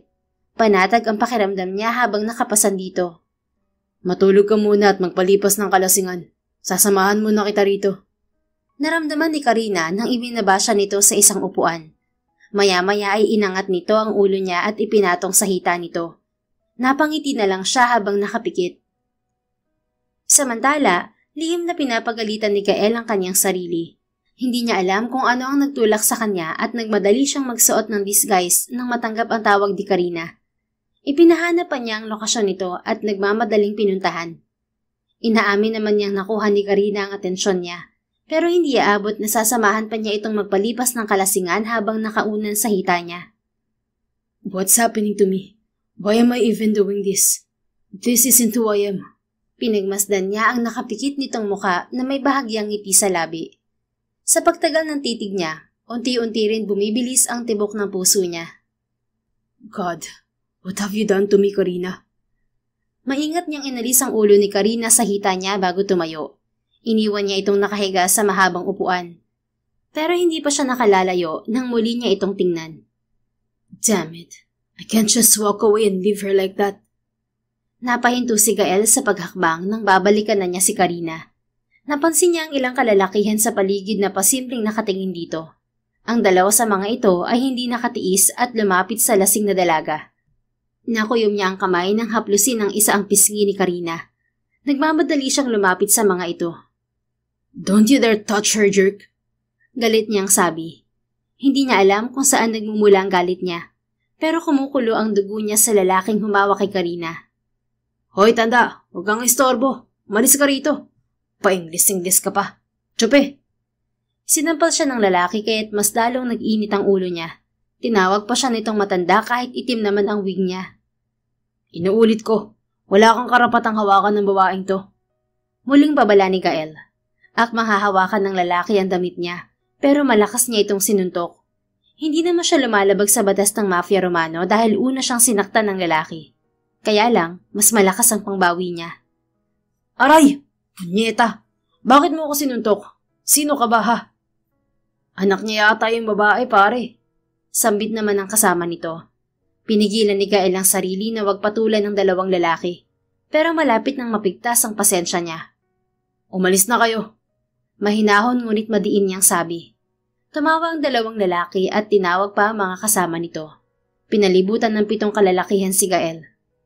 Naghahanap ng sakit ng katawan ng matandang to. Pagbigyan natin. Humisi si Gael at hindi inatrasan ng 7 kalalakihan. Nakipagsabayan siya sa suntukan. Bihira niyang gamitin ang lakas niya dahil tanging utak ang pinapagana niya sa trabaho bilang advisor ni Don Romano. Ngunit hindi ibig sabihin niyon ay mahina siya sa laban. May limitasyon at kontrol ang ginagawa niyang atake sa 7. Ilang minuto lamang ang nakalipas, nakahiga na sa semento ang mga ito. Kung hindi dumudugo ang ilong, may bali naman sa katawan. Hindi safe ang lugar na to para magpalipas ng kalasingan. Anya habang buhat na si Karina. Nagtungo si Gael sa pinakamalapit na room for rent. Kumuha siya ng isang silid para kay Karina at maingat itong inihiga sa kama. Eksakto namang tumunog ang cellphone niya nang maibaba niya ang dalaga. What do you want? Tanong niya sa nasa kabilang linya pagkasagot ng tawag. Sir, nagtatanong na po ang pasyente kung kailan kanya pwedeng makita. Ilang araw na rin po simula nang magising siya, pero hindi mo pa siya binabalikan dito sa villa. Magalang na sabi ng doktor. Bigyan mo siya ng pera at hayaan mo siyang umalis. Wala na akong kailangan sa kanya. Ayaw po niyang umalis hanggat hindi kanya nakikita, sir. Then it's your choice. Hayaan mo siyang manatili sa villa hanggat gusto niya. Pero hindi ko sasagutin ang pagkain at gastusin niya. Okay po, sir. Pagkatapos ng tawag, nanatili pa si Gael sa silid na kinuha niya para kay Karina. Pinagmasdan niya ang dalaga habang payapa itong natutulog. Dadalhin sana kita sa kapatid mo. Pero nang malaman kong ginawa niya, nagbago ang isip ko. She doesn't deserve a sister like you, Karina. Mahina niyang sabi. Why? Anong nalaman mo, Manong? Mahinang tanong ni Karina habang nakapikit. You're awake? Yeah. Enough to hear what you said. So, what about my sister? Paano mo siya nakilala? Magpahinga ka muna. Mag-usap na lang tayo kapag nawala na ang kalasingan mo. Napalingon sa may pintuan si Gael nang maramdamang may kumikilos mula sa labas. Dahan-dahan siyang lumapit sa pinto at bahagyang binuksan yon. Sumilip siya at nakita ang mga armadong kalalakihan na paakyat patungo sa silid nila. Maingat niyang sinara ang pinto bago lumapit kay Karina. Armed people are coming here. Kailangan na nating umalis bago pa sila makarating dito. Nakapikit na bumangon si Karina. Inangat nito ang 2 kamay na animoy makikipaglaban. Lasing lang ako, Manong, pero kaya kong lumaban. Malakas ang pakiramdam ko at mabilis din ang reflexes ko. Kayang-kaya ko silang patumbahin. Tumawa pa ito at nagpangiti kay Gael. No one else makes me feel this way, Karina. You're the only one who brings out my smile. Bulong niya habang naaaliw na pagmasdan ang lasing na dalaga. Ngayon lang siya naaliw sa taong lasing. Ewan ba niya kung anong meron sa dalaga at nakukuha nito ang atensyon niya? Manong! Sigaw ni Karina. Nagulat si Gael nang dinambahan siya ng yakap ni Karina. Gumulong sila sa sahig kasabay ng pagbukas ng pinto at pag-ulan ng bala sa silid. Shit! I'm distracted. Bulalas niya. Mabilis niyang binunot ang baril na nakasuksok sa bewang niya. Nakipagpalitan siya ng putok habang yakap si Karina sa kabilang braso niya. Pahingi ng baril, Manong. Hindi ko alam kung bakit kami ganyan. Pero bigyan mo ako kung meron ka pa. Mahinang sabi ni Karina na nakasandal sa dibdib niya. Just take a rest. I can handle this. Nang mapatumba ni Gael ang mga kalabang pumasok sa silid, binuhat niya si Karina at nagtungo sila sa veranda. Walang pagdadalawang isip siyang tumalon mula roon. Hindi yun ganoon kalakas, pero sapat naman para masaktan siya. Naspray ng paa niya sa maling pagbagsak. Damn it. Reklamo niya dahil sa sakit at inis nang muli silang paputokan ng mga kalaban. Dumikit si Gael sa pader na nasa ilalim ng veranda para magtago sa paningin ng mga kalaban. Nang bahagyang huminto ang putukan, lumabas naman siya at bumawi ng putok. Ilang minuto ang itinagal ng barilan, hanggang marinig niya ang palapit na police mobile. Umalis na tayo! Sigaw ng isa sa mga kalaban. Pinilit ding umalis ni Gael sa lugar. Kahit paika-ika, nagawa niyang makalayo, habang buhat pa rin si Karina. Tuluyan na yata itong nakatulog dahil naririnig na niya ang marahan nitong paghilik. We must find a secure place to stay for the night.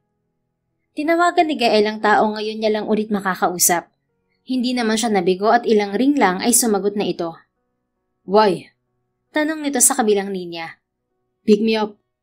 Address? Sinabi niya ang address dito at ganoon lang kabilis ay naputol na rin ang usapan nilang dalawa. It's been years but you're still the same, Slade. Pareho pa rin tayong tipid magsalita. Bulong na lang niya. Hindi rin nagtagal nang dumating si Slade. Kunot ang noon nito habang nakatingin sa kanya at kay Karina. Disguise lang to, Slade. Sabi niya sa paghahakalang nagtataka ito sa suot niya. I know, but you're with her? Turo nito kay Karina. Yeah, she's drunk. May nagtatangka sa buhay niya at kailangan namin ng ligtas na lugar.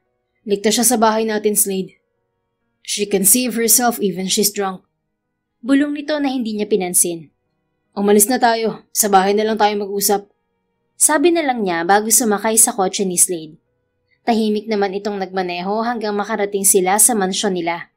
Ilang taon na rin siyang hindi umuuwi roon dahil mas pinili niyang manatili sa tabi ni Don Romano. Sinundan niya ang yapak ng kanyang ina na dating advisor ng mafia. Pero wala na ito ngayon. Maayos naman ang relasyon niya sa kanyang ama, lalo na sa kapatid niyang si Slade. Kahit magkaiba sila ng organisasyong pinagsisilbihan. Bukas na lang tayo mag-usap, Gael. Paalam ni Slade bago pumasok sa silid nito. Dinala ni Gael sa guest room si Karina at maayos itong inihiga roon. Inaayos niya ang kumot sa katawan nito nang bigla itong bumangon. Tumayo ito sa kama habang nakapikit. Karina! Naudlot ang sasabihin ni Gael nang matumba si Karina sa kanya. Nahawakan niya ito sa bewang, pero bumagsak ang mukha nito sa mukha niya at aksidenteng naglapat ang kanilang mga labi. Ramdam na ramdam niya ang init at lambot ng labi nito ngayon kaysa noong nasa abandonadong pier sila. My sweet candy. Bulong ni Karina. Humigpit ang hawak ni Gael sa bewang ni Karina nang bahagyang kagatin at sipsipin nito ang labi niya. Saka bumagsak ang ulo nito sa balikat niya. Damn, Karina. You've already shaken me up, and now you're messing with my control. You are fascinating and dangerous, and at the same time, tempting.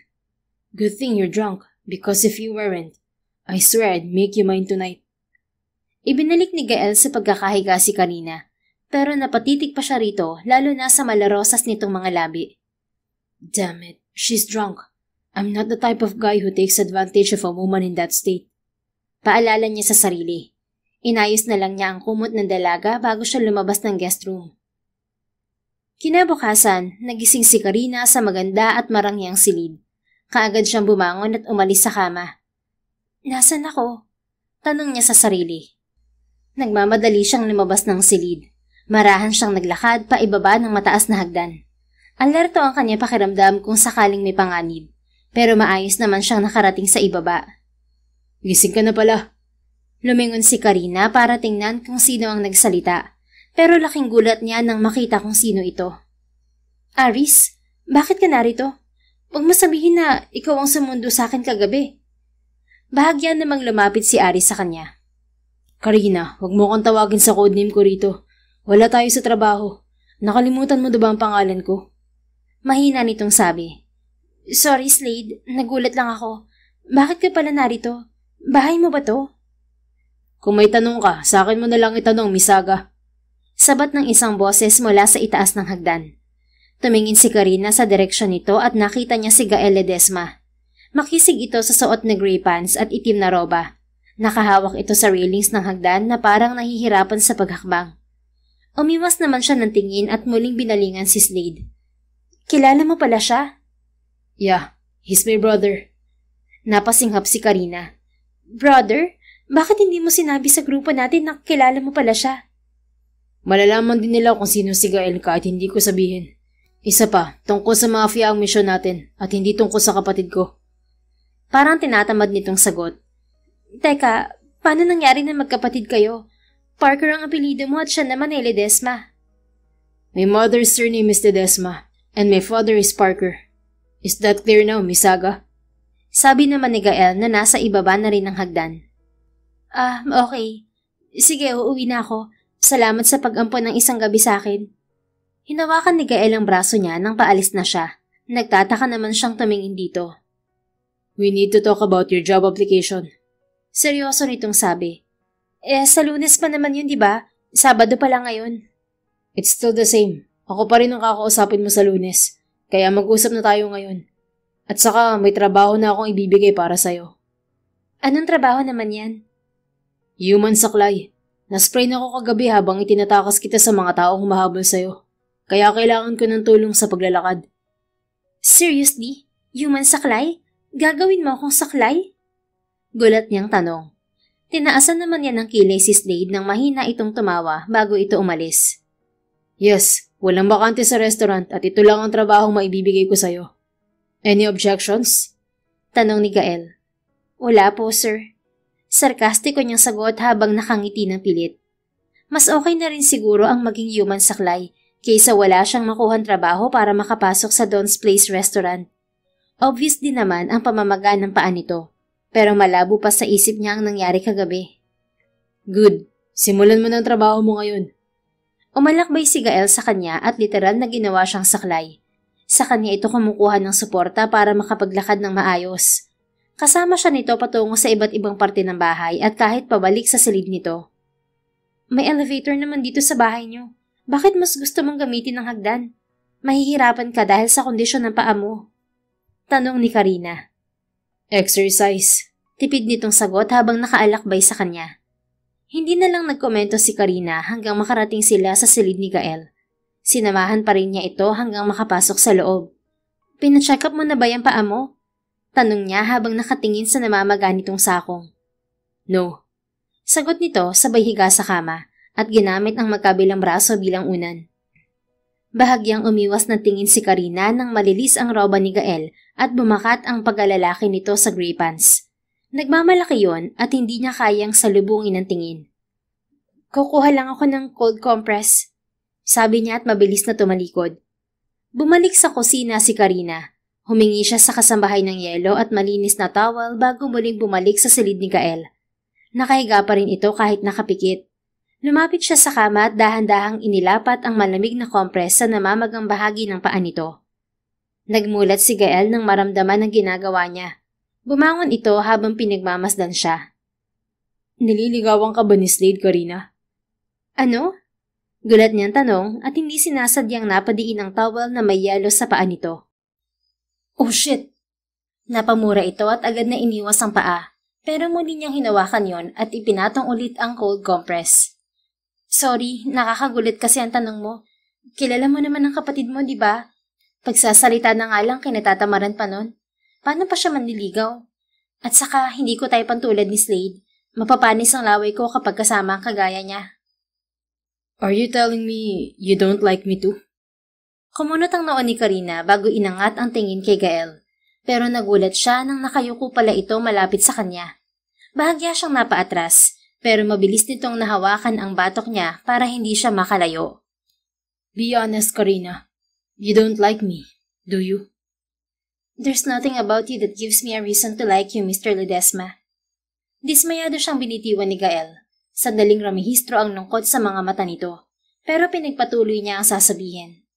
Except you being the balot vendor. Muling sumigla ang mga mata ni Gael na tila binigyan niya ito ng dahilan para sumaya. Hindi mo maitatago sa akin ang katotohanan na ikaw at si Manong ang iisa. Sa una, mahirap paniwalaan. Pero una ko nakumpirma ang pagkakapareho ng mga mata niyong dalawa. Hindi lang yun. Pareho rin kayo ng boses, kilos at sensitivity sa pusa. Mas napatunayan kong iisa kayo dahil alam kong si Manong ang kasama ko kagabi. Pero ikaw ang nabungaran ko kaninang umaga. Wait, do you mean the only reason you like me is because I sell balut? Napangangasandali si Karina. Ang dami niyang sinabi, pero mas concerned pa si Gael sa dahilan ng pagkagusto niya kaysa sa nabisto niya ang disguise nito. Yun ang talagang pinansin mo, Gael? Hindi yung nabisto ko ang disguise mo? Nagkibit-balikat lang ang binata. Well, it doesn't really matter. I've discovered your secret as well. You're one of the Fortress agents. Ang gusto ko lang malaman ay kung may chance ba ako sa'yo, Karina. Sinabi ba sa'yo ni Slade? Gulat niyang tanong at sinadyang hindi pansinin ang huling sinabi nito. Wala pang sinasabi si Slade sa akin kung may chance ba ako sa'yo. May sinabi ka ba sa kanya? Pues tatanungin ko siya. Aist, anong chance ba yung sinasabi mo? Hindi yan ang tinutukoy ko. Paano mo nalaman ang sikreto ko? Oh, about that? I have my own resources. Nagkaharap na rin tayo sa abandonadong pier. Kung hindi mo ako natatandaan, ako yung figura na nakaitim. Alertong dumistansya si Karina kay Gael nang maalala ang nakaitim na figura. Mukhang napansin naman nito ang pagiging alerto niya. Relax. Hindi akong figurang nasugatan mo sa balikat. Nasa likuran mo ako ng oras na yon. Magkaiba kami at ginagaya niya lang ako. Ang tinutukoy kong figura ay yung sumalo sa'yo nang tumalon ka mula sa itaas ng patong-patong na container. Naalala mo ba? Natumba tayo at hinalikan mo ako. Namilog naman ang mga mata ni Karina nang maalala ang gabing yon. Hindi kita hinalikan. Aksidente yon. I'm not talking about the pier incident. I'm talking about last night. You kissed me, my sweet candy. Ngumisi si Gael. Kumunot naman ang noon ni Karina at pilit inaalala ang nangyari kagabi. You can't remember? Don't worry, I'll demonstrate what you did. Pinanood ni Karina si Gael. Humiga ito sa kama at pumikit. Tapos biglang bumangon at tumayo. Nagulat siya nang bigla itong natumba sa kanya at namilog na lang ang mga mata niya nang maglapat ang mga labi nila. Sweet candy. Bulong ni Gael bago bumagsak ang ulo sa balikat niya. Do you remember now? Muling tanong ni Gael na baliwalang bumalik ng upo sa gilid ng kama. You kissed me? Gulat niyang tanong habang nagiinit ang muka. You kissed me first. I just demonstrated what you did last night. But you kissed me. Because you kissed me first. Mahinahon at makulit nitong sagot. Lasing ako kagabi at hindi ko alam ang ginagawa ko. I know. That's why I demonstrated how you kissed me last night. To make you remember. Inis na namaywang si Karina sa harapan ni Gael. Nakakainis ka, Gael. Hindi ko naman hiniling sa'yo na gawin mo ang ginawa ko kagabi. Magkaiba tayo ng sitwasyon. Lasing ako at ikaw, hindi. That's unfair. It's not unfair, because it was my first kiss. Napanganga si Karina. Kulang na lang ay malaglag ang panga niya sa gulat.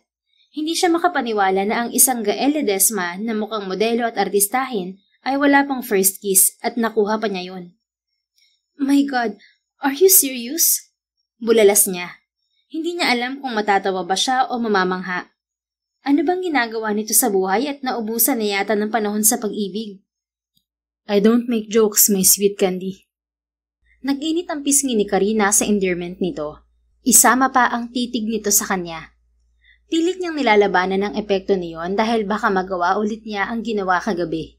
Mahirap pigilan ang sarili kapag ganito kagwapo ang nakatitig sa kanya. Shucks, Karina. Hindi ka malindi. Self-control, please. Saway niya sa isip. I've already answered all your questions. Now it's my turn. Why do you prefer the version of me in disguise over the real me? Tanong ulit ni Gael na nagpabalik sa wisyo niya at sa seryosong usapan nila. Tumikhim si Karina at diretsong tumingin kay Gael. Mas komportable ako kay Manong kaysa sayo. That man is also me. Why aren't you comfortable with me? Dahil hindi ko kalala si Gael Ledesma. Sino ka ba talaga? If you can keep my secret, I'll share the truth about myself. Then tell me. Ngumisi si Gael. Tila nang hahamon.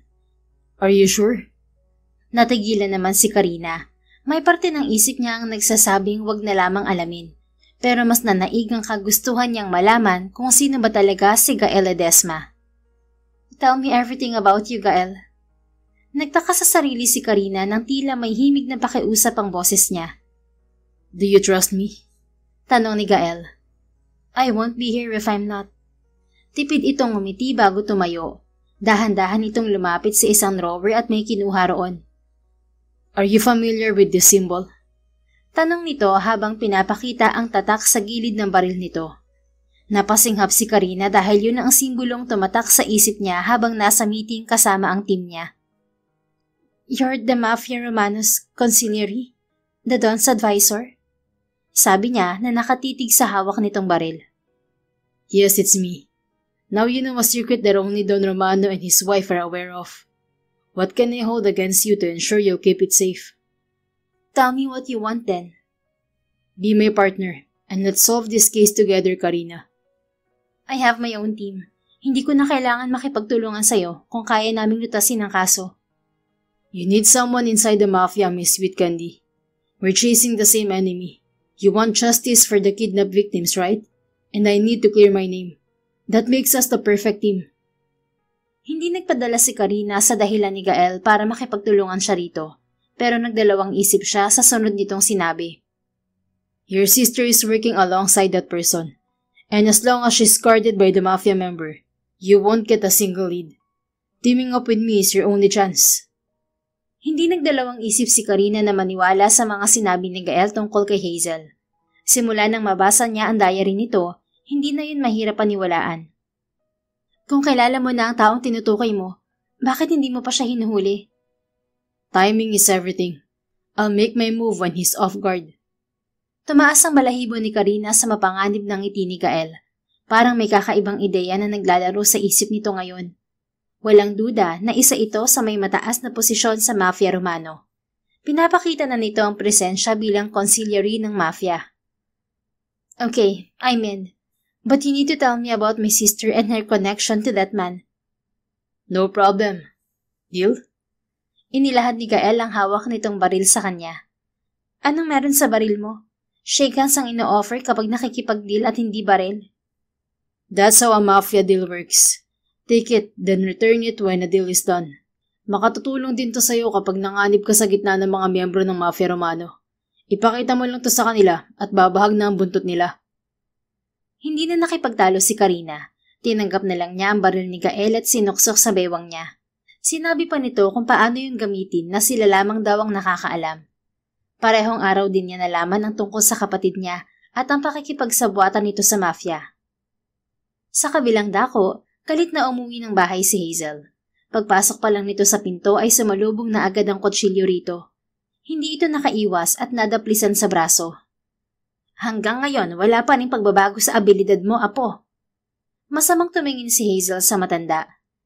Disappointed ka na naman ba, Lola? Sorry ha, hindi kasi ako katulad ng pinagmamalaki mong apo. Hindi ako kasing galing ni Karina. Wala ako sa kalingkingan ng mga kaya niyang gawin. Kaya nga siya paborito mo, di ba? Nagkakamali ka, Hazel. Wala akong paborito sa inyong dalawa. Pareho kayong halaga sa akin. Iba lang ang interpretasyon mo sa ginagawa ko. Ngumisi si Hazel bago kinuha ang kutsilyo sa sahig. Hindi na ako madadala sa mga salita mo, Lola. May sarili na akong desisyon at balang araw, matatalo ko rin si Karina. Inihagis ni Hazel pabalik ang kutsilyo pero bali walang umiwas ang matanda. Magkaiba talaga kayong dalawa ng kapatid mo, Hazel. Mapaghiganti ang puso mo at puno yan ng inggit. Mataas ang ambisyon mo pero sa maling paraan. Samantalang si Karina, hindi nag-iisip ng masama kahit inuudyokan ko siyang maghiganti. Hindi rin siya nagdadalawang isip na tulungan ka. Malawak ang pangunawa niya. Kaya sana matutuhan mo rin yun bago mahuli ang lahat. Pinagtaasan lang ng kilay ni Hazel ang matanda bago ito pumasok sa silid nito. Kumunot ang noon ng dalaga nang mapansing may nagalaw sa mga gamit doon. Who entered my room? Sigaw ni Hazel. Isang kasambahay ang nagmamadaling lumapit sa dalaga. Ma'am, umuwi po si Ma'am Karina at dyan po siya natulog sa silid mo. Si Karina? Nasaan siya? Excited nitong tanong dahil sa wakas ay nasa Pilipinas na pala ito. Pinalayas na po ng lola niyo. What? Bulalas ni Hazel at pagkaka na natawa. Naunawaan agad nito ang ginawa ng matanda. You protected her again, Lola. Alam mong hindi ko siya hahayaang makatakas kapag narito siya. Inis na sabi niya sa sarili. May ipag-uutos pa po ba kayo, Ma'am Hazel? Tanong ng kasambahay. Lumayas ka sa harapan ko. Bulaw ni Hazel sa kawawang kasambahay bago malakas na isinarado ang pinto. Tinawagan niya ang kanyang nobyo na katuwang niya sa planong pagdiskubre sa katauhan ng Mafia Conciliary. Kapalit niyon ay tutulungan naman siya nito para magkaroon ng mataas na posisyon sa Mafia. Gagamitin niya ang Mafia para matalo si Karina at ang Fortress. Hazel, nagawa mo bang pinapagawa ko? Tanong nito pagkasagot ng tawag.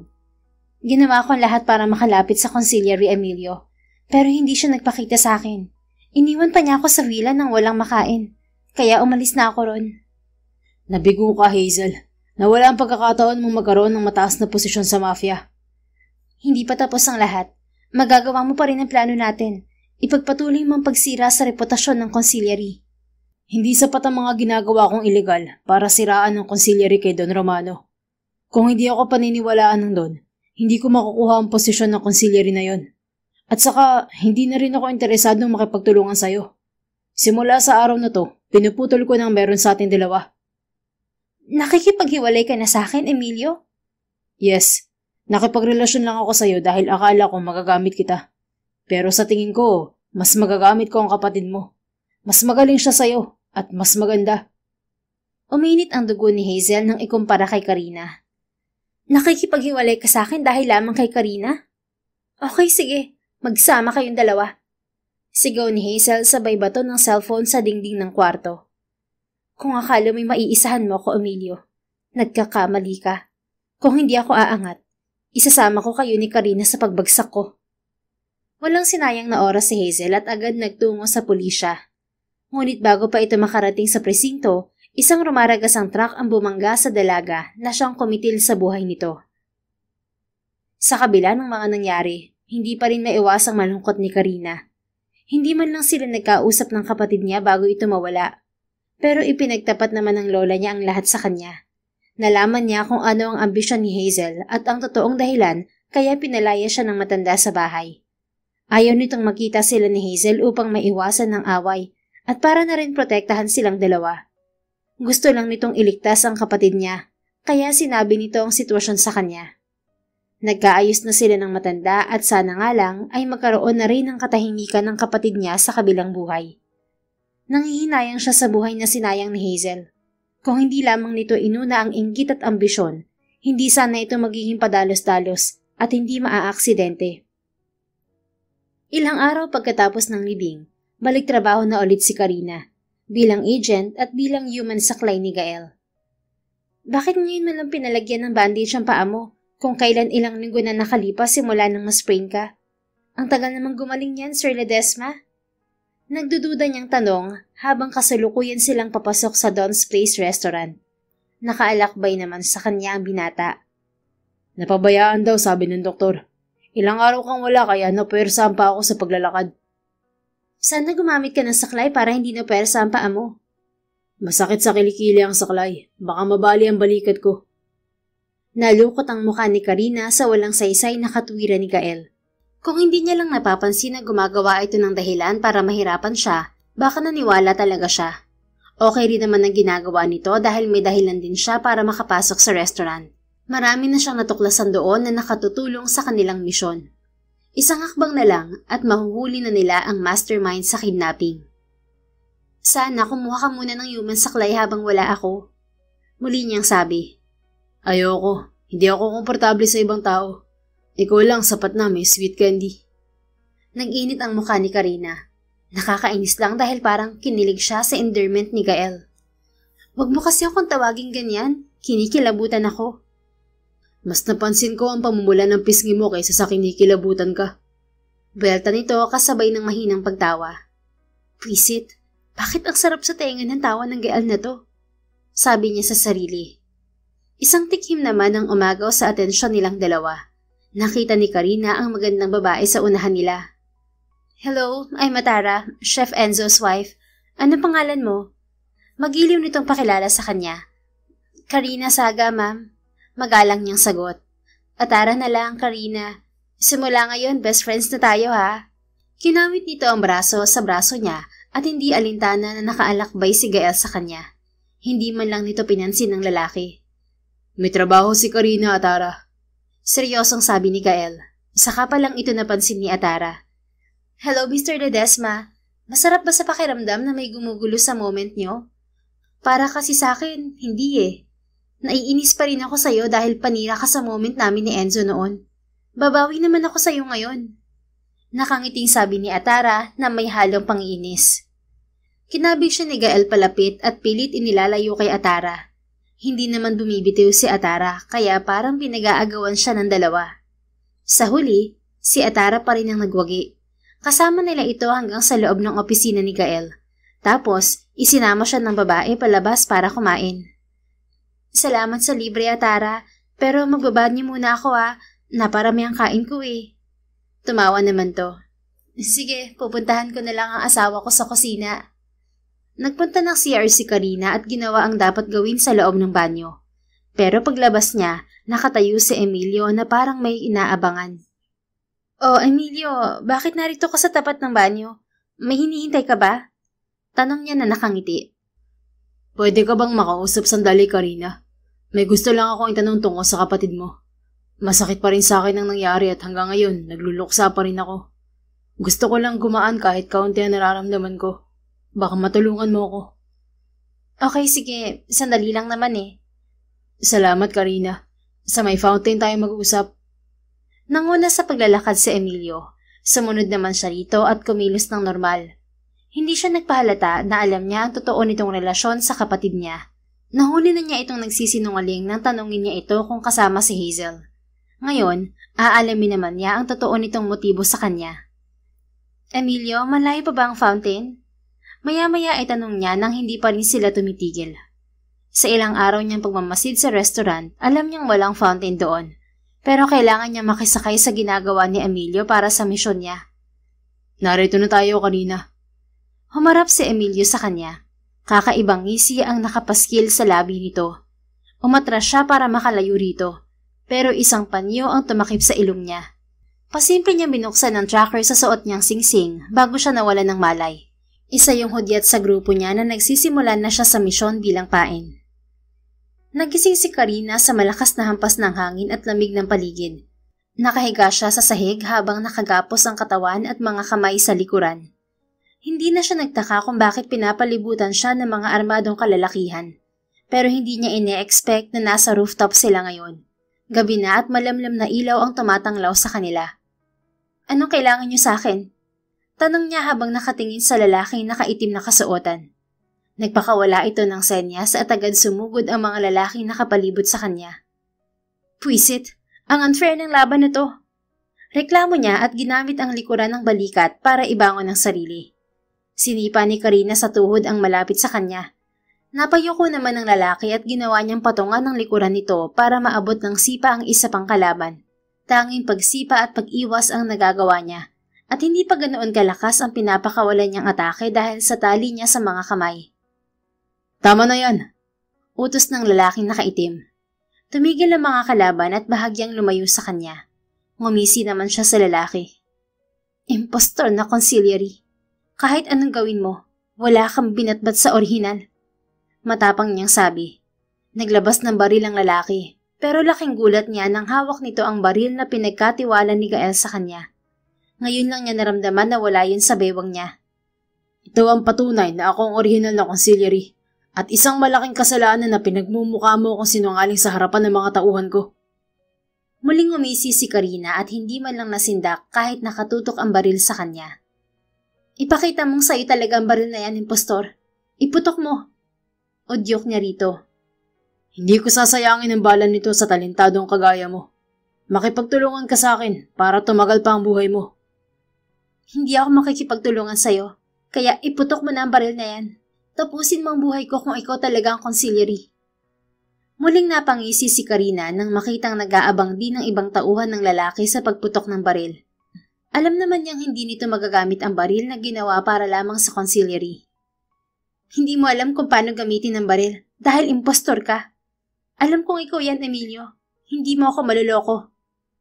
Halatang nakuha niya ang inis ng lalaki at kinalabit nito ang gatilyo ng baril. Pero walang bala na lumabas doon.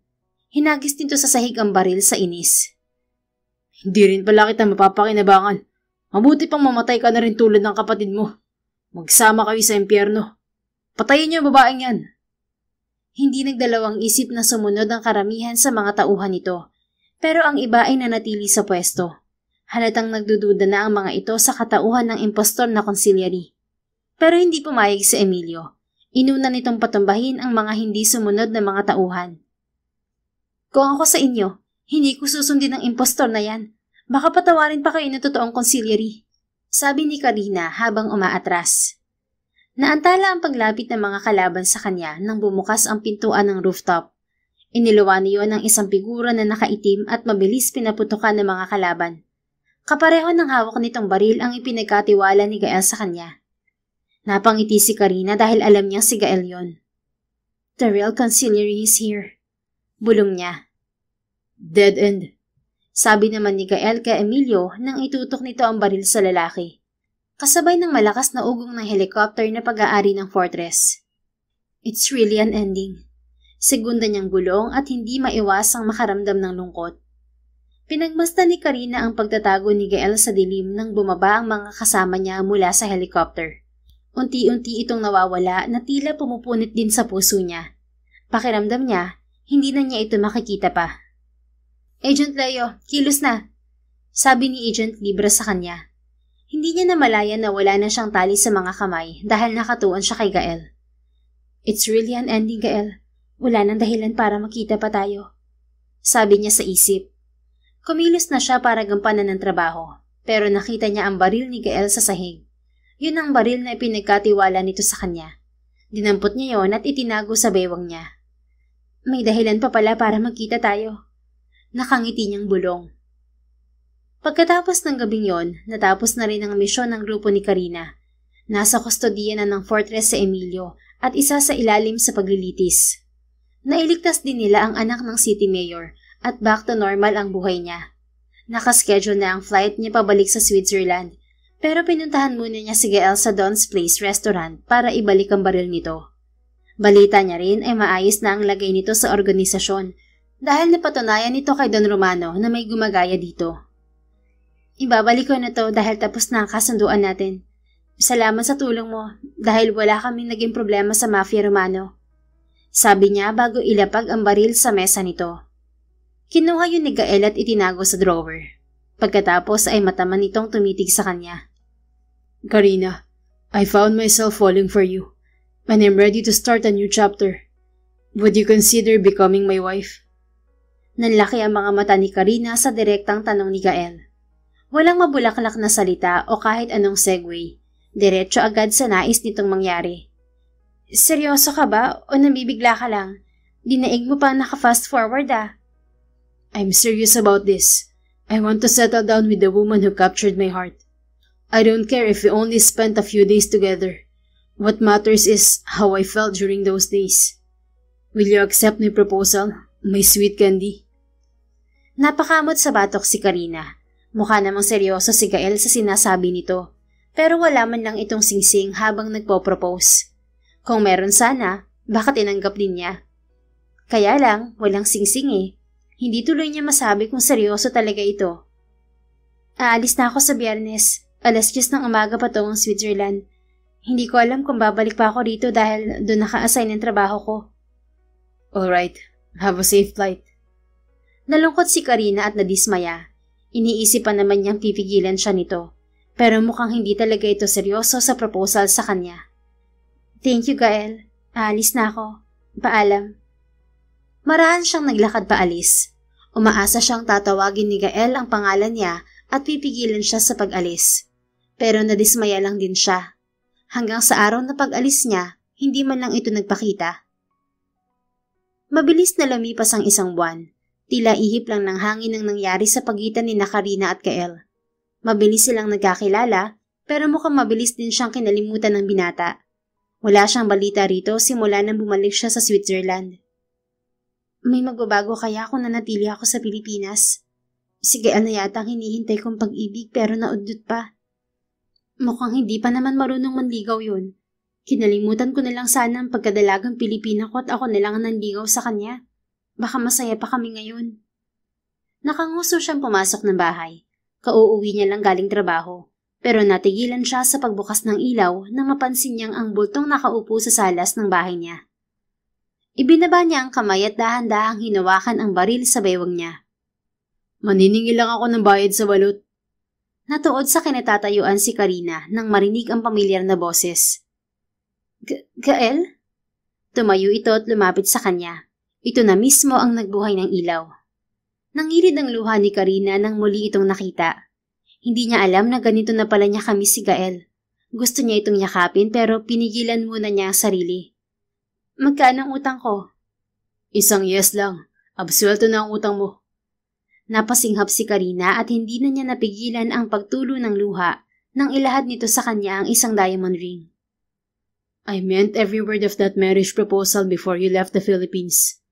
Iniisip ko noon na baka ayaw mong mangyari sa Pilipinas ang proposal. Kaya sumunod na lang ako rito sa Switzerland. Pakakasal ka na ba sa akin, my sweet candy? Siyempre hindi na ako tatanggi. Sinundan mo na ako rito eh. Biro niya at bahagyang natawa. Hindi naman lugar ang dahilan kaya hindi ako sumagot sa una mong proposal.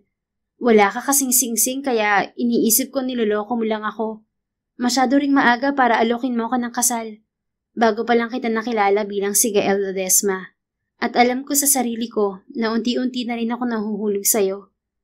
Salamat at sumunod ka rito dahil napatunayan kong seryoso ka talaga sa akin, Gael. I've never cheated in my life, Karina. I'm honest and straightforward. When I say I love you, I mean it. And when I say I'll marry you, it means I've already planned our wedding. Sabi nito habang sinusuot ang singsing sa daliri niya. Nakahanda na ang kasal natin? Yeah. Tipid nitong sagot bago halikan ng kamay niya. Yun ang dahilan kaya pinuntahan kita rito. Naghihintay na sa atin ng mga bisita ngayong gabi. Umalis na tayo at baka mainip sila. Nagpadala na lang si Karina kay Gael. Dinala siya nito sa isang simpleng wedding hall na may judge at taong bisita sa katauhan ng mag-asawang Atara at Enzo at Miss Lid.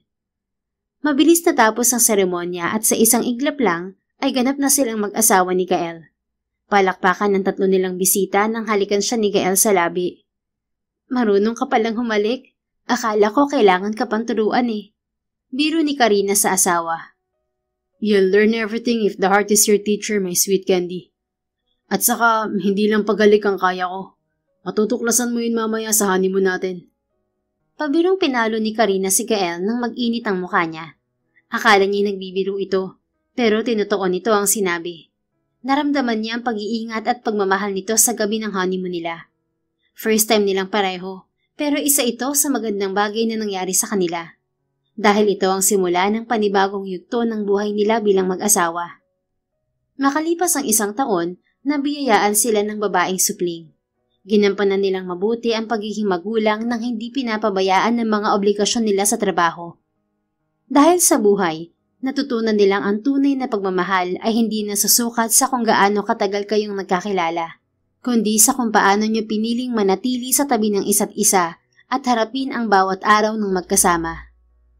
Sa dulo ng lahat, hindi mahalaga kung ilang taon kayong naghintayan o kung ilang beses kayong nasaktan.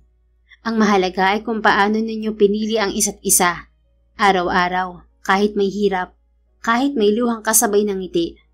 Dahil sa isang relasyon na totoo, hindi dapat may tinatago, walang sikreto, walang iwasan, at walang iwanan. The End. Kung nagustuhan mo ang istoryang ito, please don't forget to like, comment, and share it with your friends. Your support really makes a difference. Thank you and see you sa ating next story. Keep safe and be blessed.